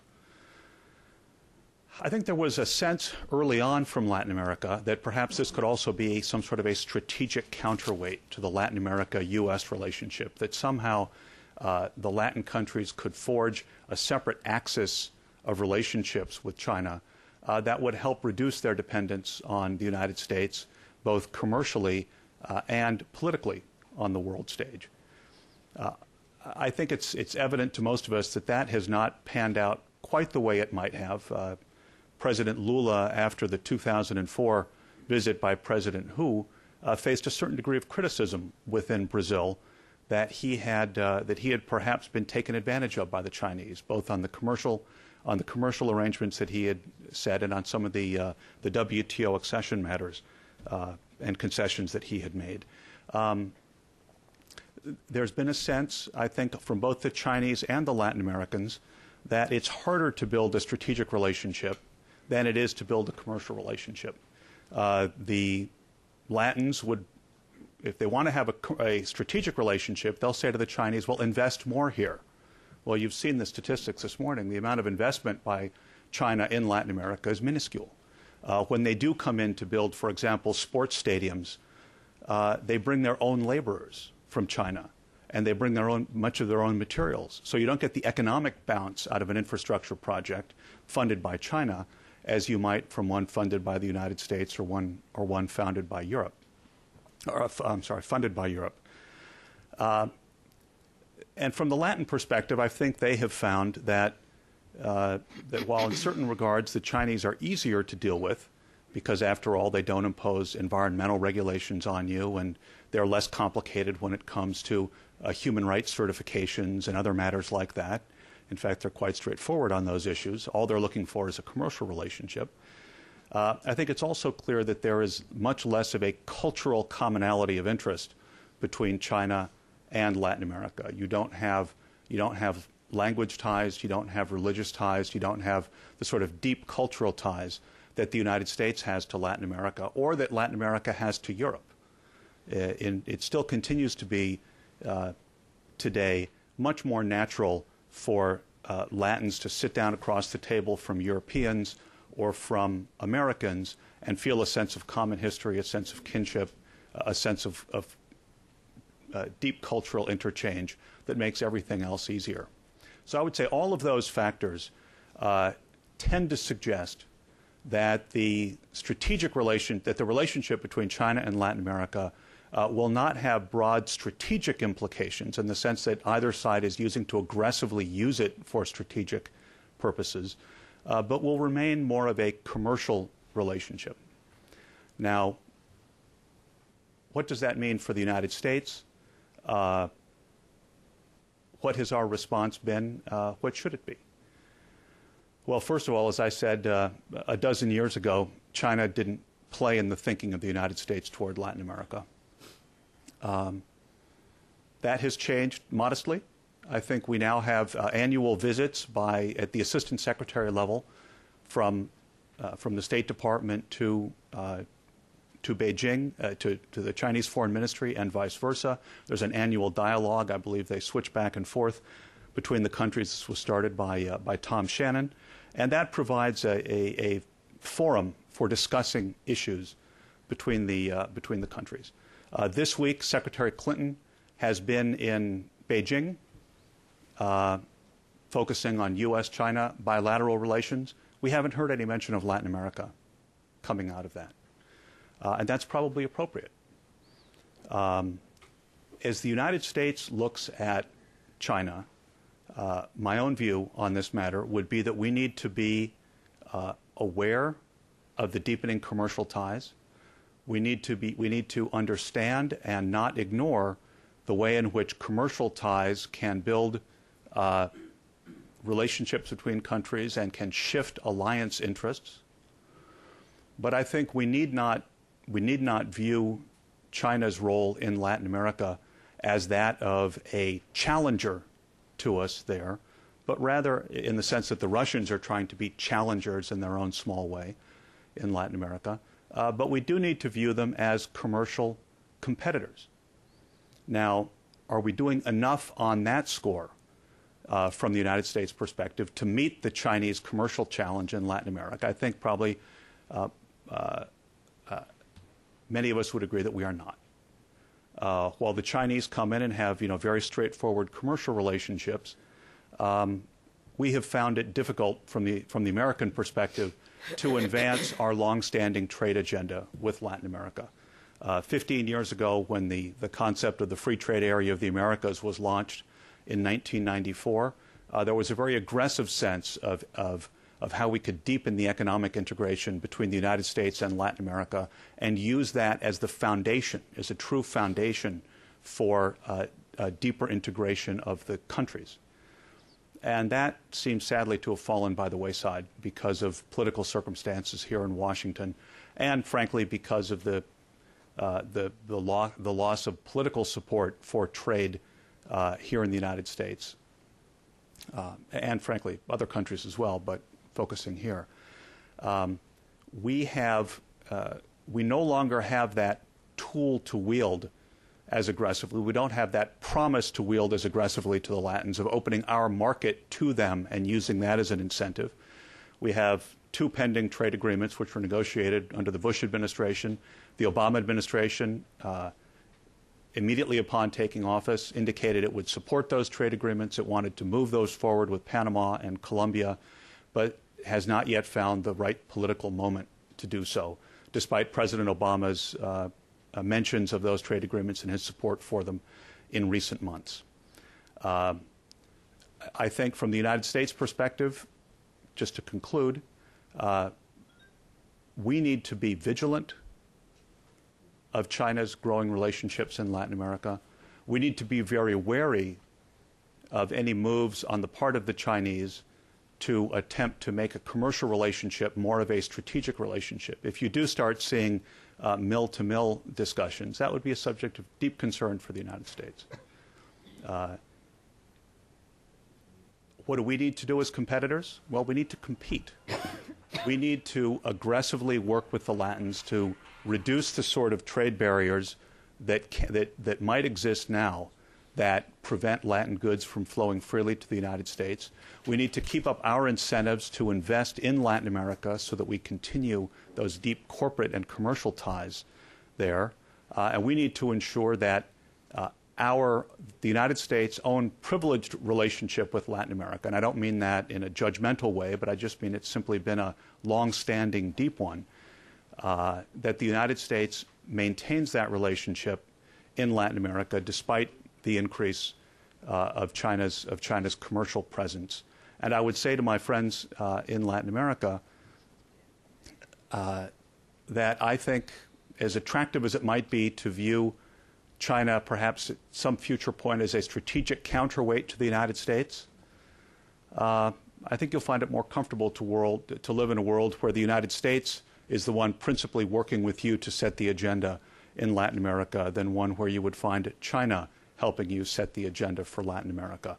And I think that that long historic relationship is one that is likely to prevail and that, in my judgment, should prevail. Thank you very much, Cynthia. Appreciate it. Thank you.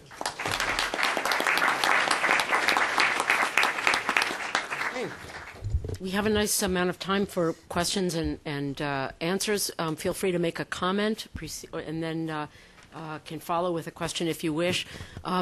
We ask that you wait for the microphone and also identify yourselves when the microphone comes to you. We'll take maybe 2 or 3 questions and then open it to our panelists.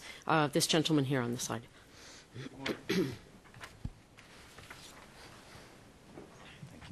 Good morning. My name is Philip French. I'm retired State Department. Congratulations to the panel. I think this is an excellent presentation. The one thing that really, to me, stands out, and I think Dr. Mesquita, you made the point very clearly, is the asymmetry. We're talking about commodity-based exports, the poor distribution across geographically across Latin America, minuscule levels of FDI. I guess my question is, what happens in 2 or 5 or 10 years from now when the inevitable commodity cycle goes from boom to bust? What's left in Latin America? In other words, to perhaps borrow on Ambassador Davidow's point, there's a political component missing here. I guess the question I have is for example, Dr. Garcia, if part of your responsibility is to foment sustainable development, then where is the sustainability? And I guess the most egregious example would be a $20 billion deal with the government of Venezuela, which even now is dismantling the very institutions that would contribute to some kind of sustainability. So that's my question to you. And then to Dr. Chu, if indeed it is a relationship of concerned and constructive, then the same question arises. To what extent is China susceptible to the very accusations that were directed at the United States in the 60s and the West, that it was an exploitative relationship that merely drained Latin America of its resources with no value added and no sustainability? Thank you.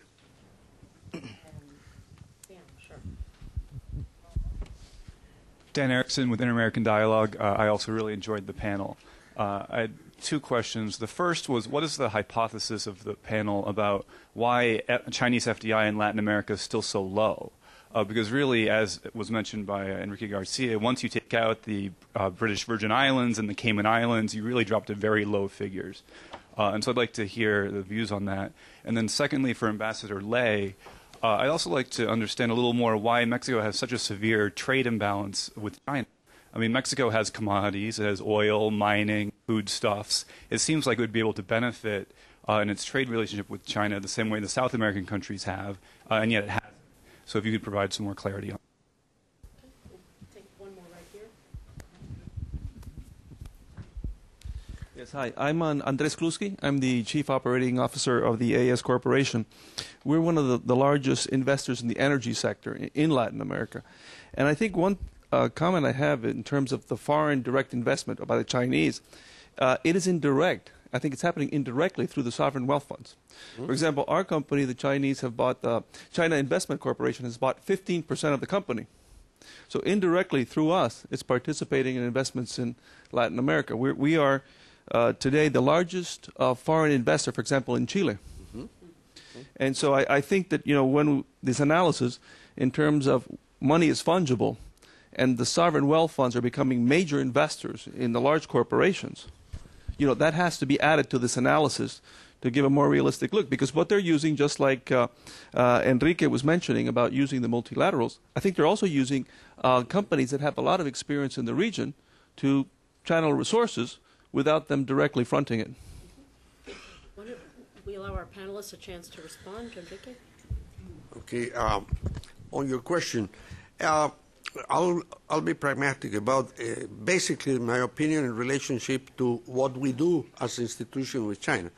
Of course, any activity, project, program we finance, directly or indirectly, has to be based on, the full feasibility studies necessary for the purpose. And one of the key elements in our case for approval of projects is the issues of environment, sustainability, so forth. So that's a basic thing.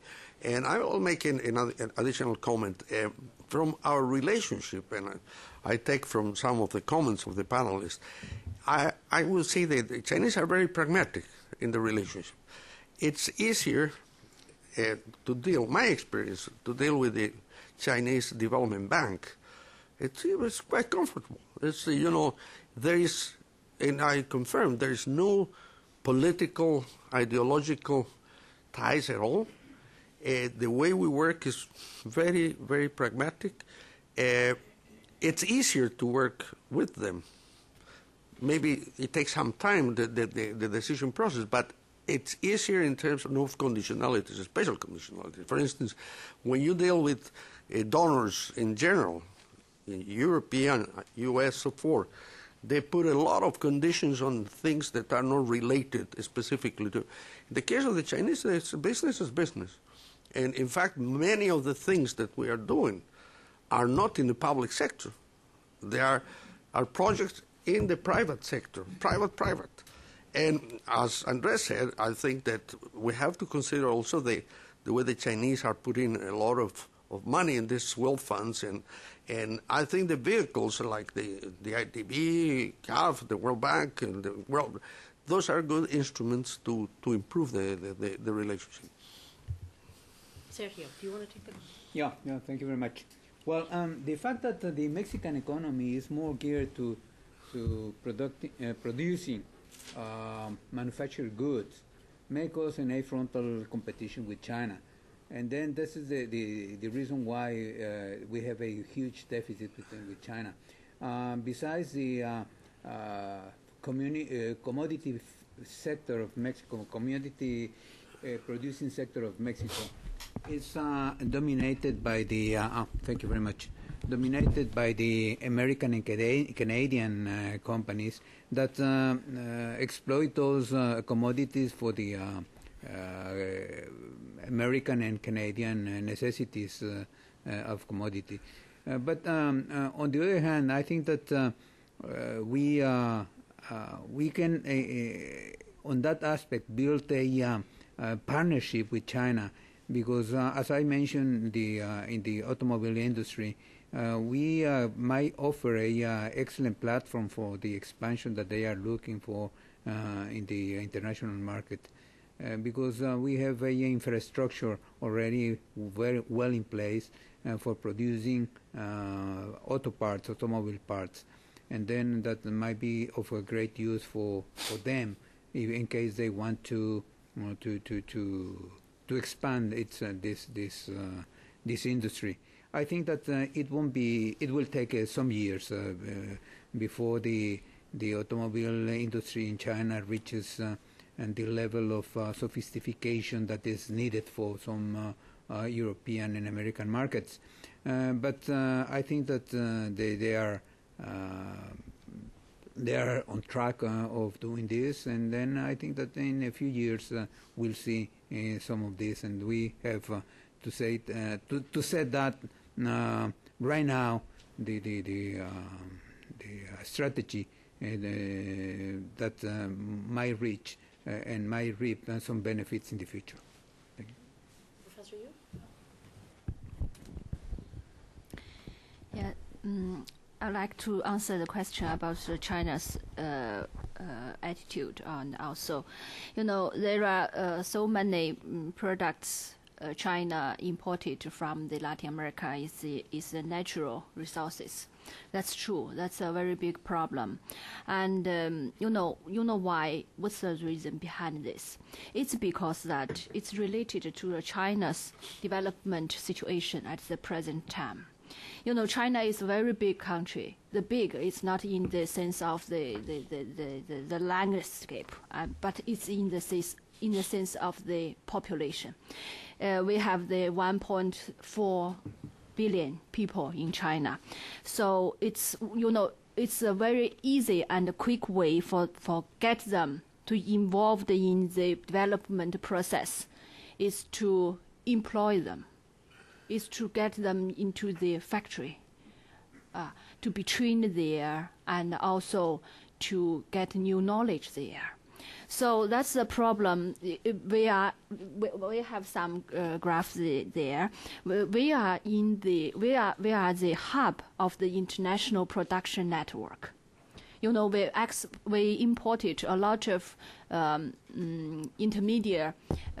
intermediary products from Japan, from Korea, and also from the United States and other advanced economies.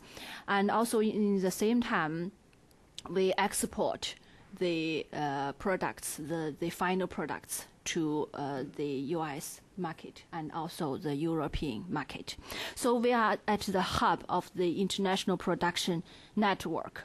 We actually, so that's the reason why we import so many natural resources from the outside world.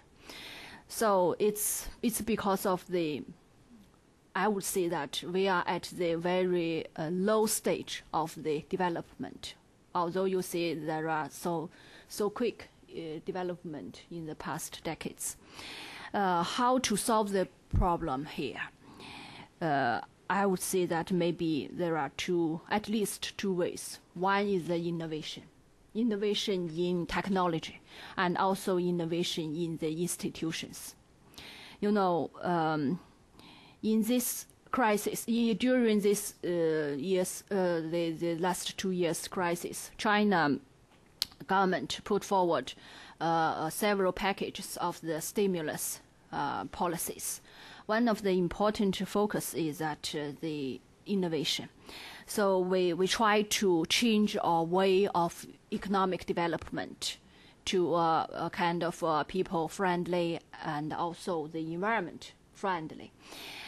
So we are focusing on the upgrading our industries. So if this is the very basic problems in our economy, if we solve these problems, we can at the same maybe the platform with the Japanese and also the Koreans. But at this time, at the present time, we are at the very low stage. Another way, I think that maybe it also depends on the expansion of the market in the Latin America. I would say that maybe there are some preferential treatment for the products produced in Latin America and then exported to Europe and also to the United States. But it's not enough. Maybe in the future, with the expansion of the Latin American market, So it's very very good for the Chinese factory to set up firms in the Latin America, and also to produce products to the local market, and also export to the outside one. Yeah, that's my answer. Thank you.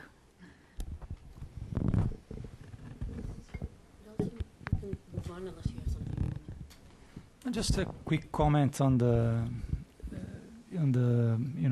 concern about the pattern of trade and what we call the Dutch disease. I mean, the region will end up specialized again, and I think it's a serious threat in the medium to long term. It's particularly for the South American part of the region. It's a sort of a two-pronged squeeze, because on one hand you have all those exports of natural resources pushing the exchange rate to appreciate, which is hurts manufacturers, become less competitive. And on the other side, the Chinese competition is pushing international prices of manufacturing products down. So they're really in a difficult situation. There's no easy solution to that. I mean, we are not the Chinese. We can sterilize, keep our exchange rate, fixed, because the fiscal cost of sterilizing all this money coming in is huge. This is just not sustainable. So what we think we could do better is to take better advantage of those rents. At least the South American, the Central America and Mexico not even have this option. But those that are getting rents from those natural resources is to use this. The challenge is to use these resources to invest in things like education, science and technology, etc., to create opportunities to diversify. I mean, better infrastructure, to take advantage of those niches that I was talking about. The speed to market, the labor, the transport-intensive goods. It's the only way out that I see, at least on the domestic front. On the external front, I think that there's work to be done in terms of opening up more the Chinese market for manufacturing goods in general. And one way of doing that, I mean, since the region doesn't have, not only manufacturing, but for agriculture goods that you add some value to it. So one way of doing that is to try to use the fact that the U.S. finally turned more aggressive with regard to the Chinese in terms of opening up their market. I think the U.S. up until now has been very lenient about all the protections and the measures that the Chinese have been using. And and we couldn't have, we didn't just have the political clout to negotiate those issues. And perhaps the region could benefit from this more aggressive stance that the U.S. is adopting now, and try to push an agenda to lower those barriers, particularly for to reduce tariff escalation, particularly for those goods that has more value added. And could help to alleviate this push to specialize in natural resources. I would like to just briefly address the question about the extremely low amount of Chinese investment in Latin America, FDI in Latin America, because I think it really highlights something very important. I first traveled to China in 1987. In the last 4 years in my business, I've been there 9 times. The changes have obviously been unbelievable, and not only just over the past 25 years, but I can tell you from visit to visit, every 6 months or so when I visit China, the infrastructure changes and the pace of building is absolutely breathtaking if you haven't been there. And this is obviously clearly intentional on the part of the Chinese government. I think the reason they're not investing in Latin America is because they're still investing at home. They still have tremendous needs at home, infrastructure needs, manufacturing needs, development needs, and the government has a strong social commitment to developing internally. Will there come a time when They may look to other markets and as places to invest in mature companies, as places to build factories, as places to try to reach other people's markets other than through just sheer export from China. Perhaps we've certainly seen that with CIC's strategic investments in various places around the world. But for right now, China's government imperative is to invest at home using the goods that it buys from abroad. And I would not expect that to change for some time. Okay. We have time for some more questions. This gentleman here. Please.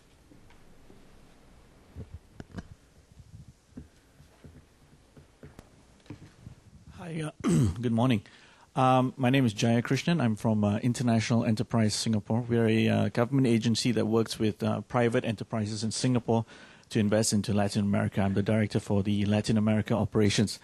My question to the panel in general, no one in particular, is that given the tremendous kind of spotlight effect on China and the trade and investment relationship that it's having with Latin America, what kind of role and approach do you see for smaller countries such as Singapore, those in Southeast Asia, and for other parts of the world in engaging Latin American stakeholders, governments, and the private sector in that region?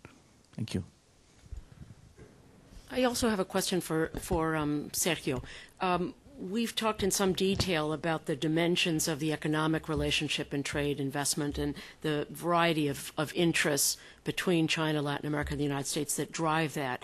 I was wondering, having spent time in Beijing as Mexico's ambassador, if you could give us a flavor of what it is like to be a Latin American diplomat in China, advancing Mexico's interests, and if you can remember a particular episode or issue that you worked on, and give us a sense of the flavor of the encounter between Latin America and China in very concrete terms. Does anybody want to address this gentleman's question first?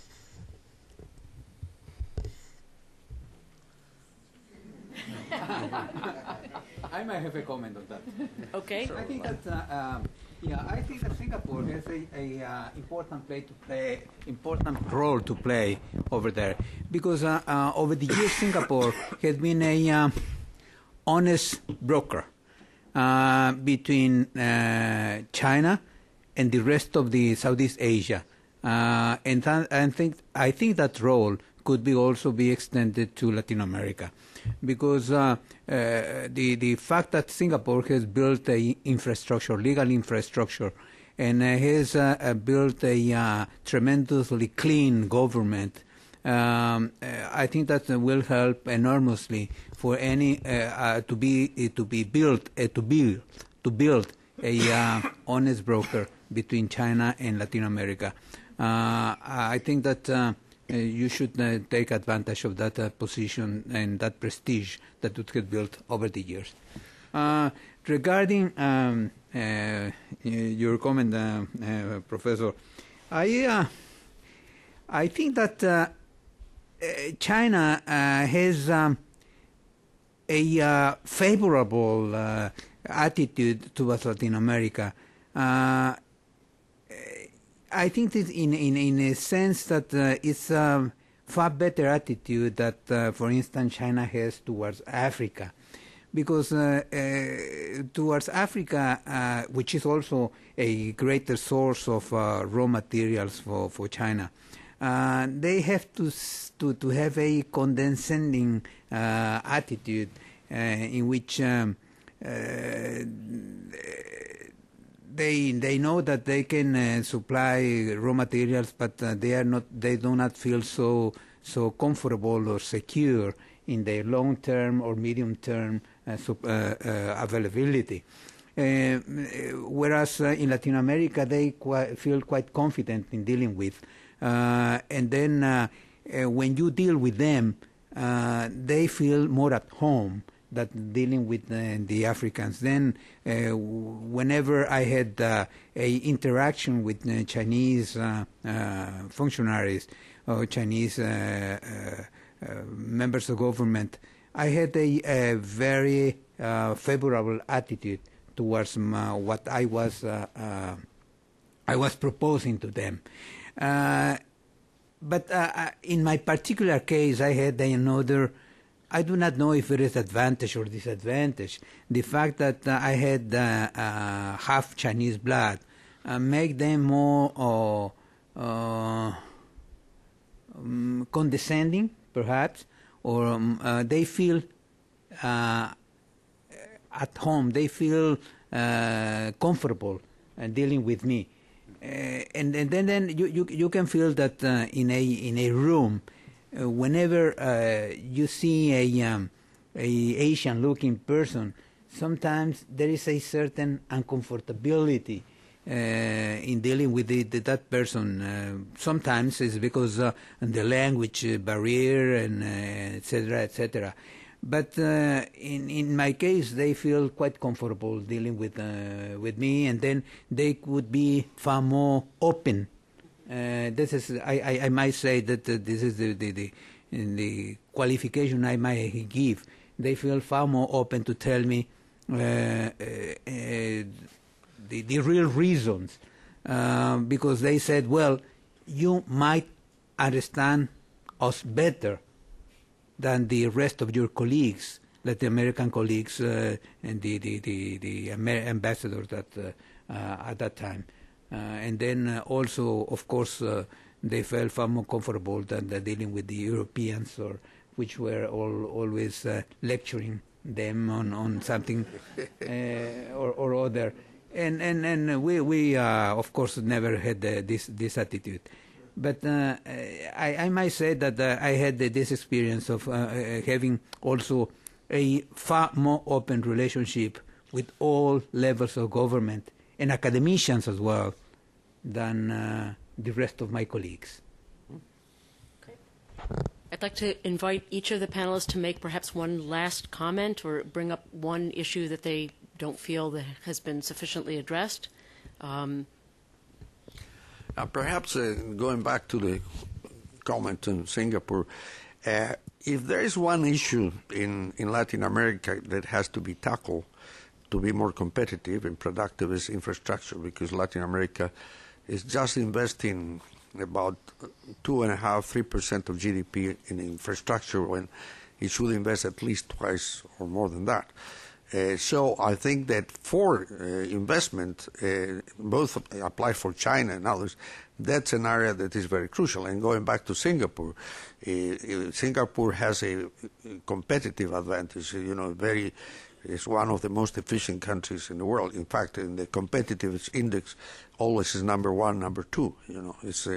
And precisely logistics and infrastructure are one of the things that the Singapore can offer. There are ports and there is roads and all kinds of things where they can play, and it applies to all the Asian countries. Sure, Nelson. Two quick points. First of all, I wanted to make clear something which I didn't before, which is I think the U.S. has expressed that it's frankly in the United States' interest for Latin America to have strong, vibrant economies. If they happen to have strong, vibrant economies because they're selling soybeans to China, or iron ore to China, or copper or lithium, terrific. It's more important to our own strategic interests to have a strong, stable, prosperous Latin America, and that outweighs strongly. And this was a point made by Dan Restrepo, who is the senior director at the NSC for Western Hemisphere Affairs just this past month, and I think it's really a very apropos point. And I'll just leave it there. Okay. Mauricio. Not much to add, just to comment on the Singapore. I mean, I'm more worried about public policy, and I was doing some work on the Caribbean, and one thing that strikes me is that the Caribbean states in general think that size is a big disadvantage for them, a major constraint in development, and no other country. I mean, Singapore could be a huge source of policy lessons on how to turn small size into, a way of leverage development. So just more dialogue in terms of policy could be a bonus to this part of Latin America.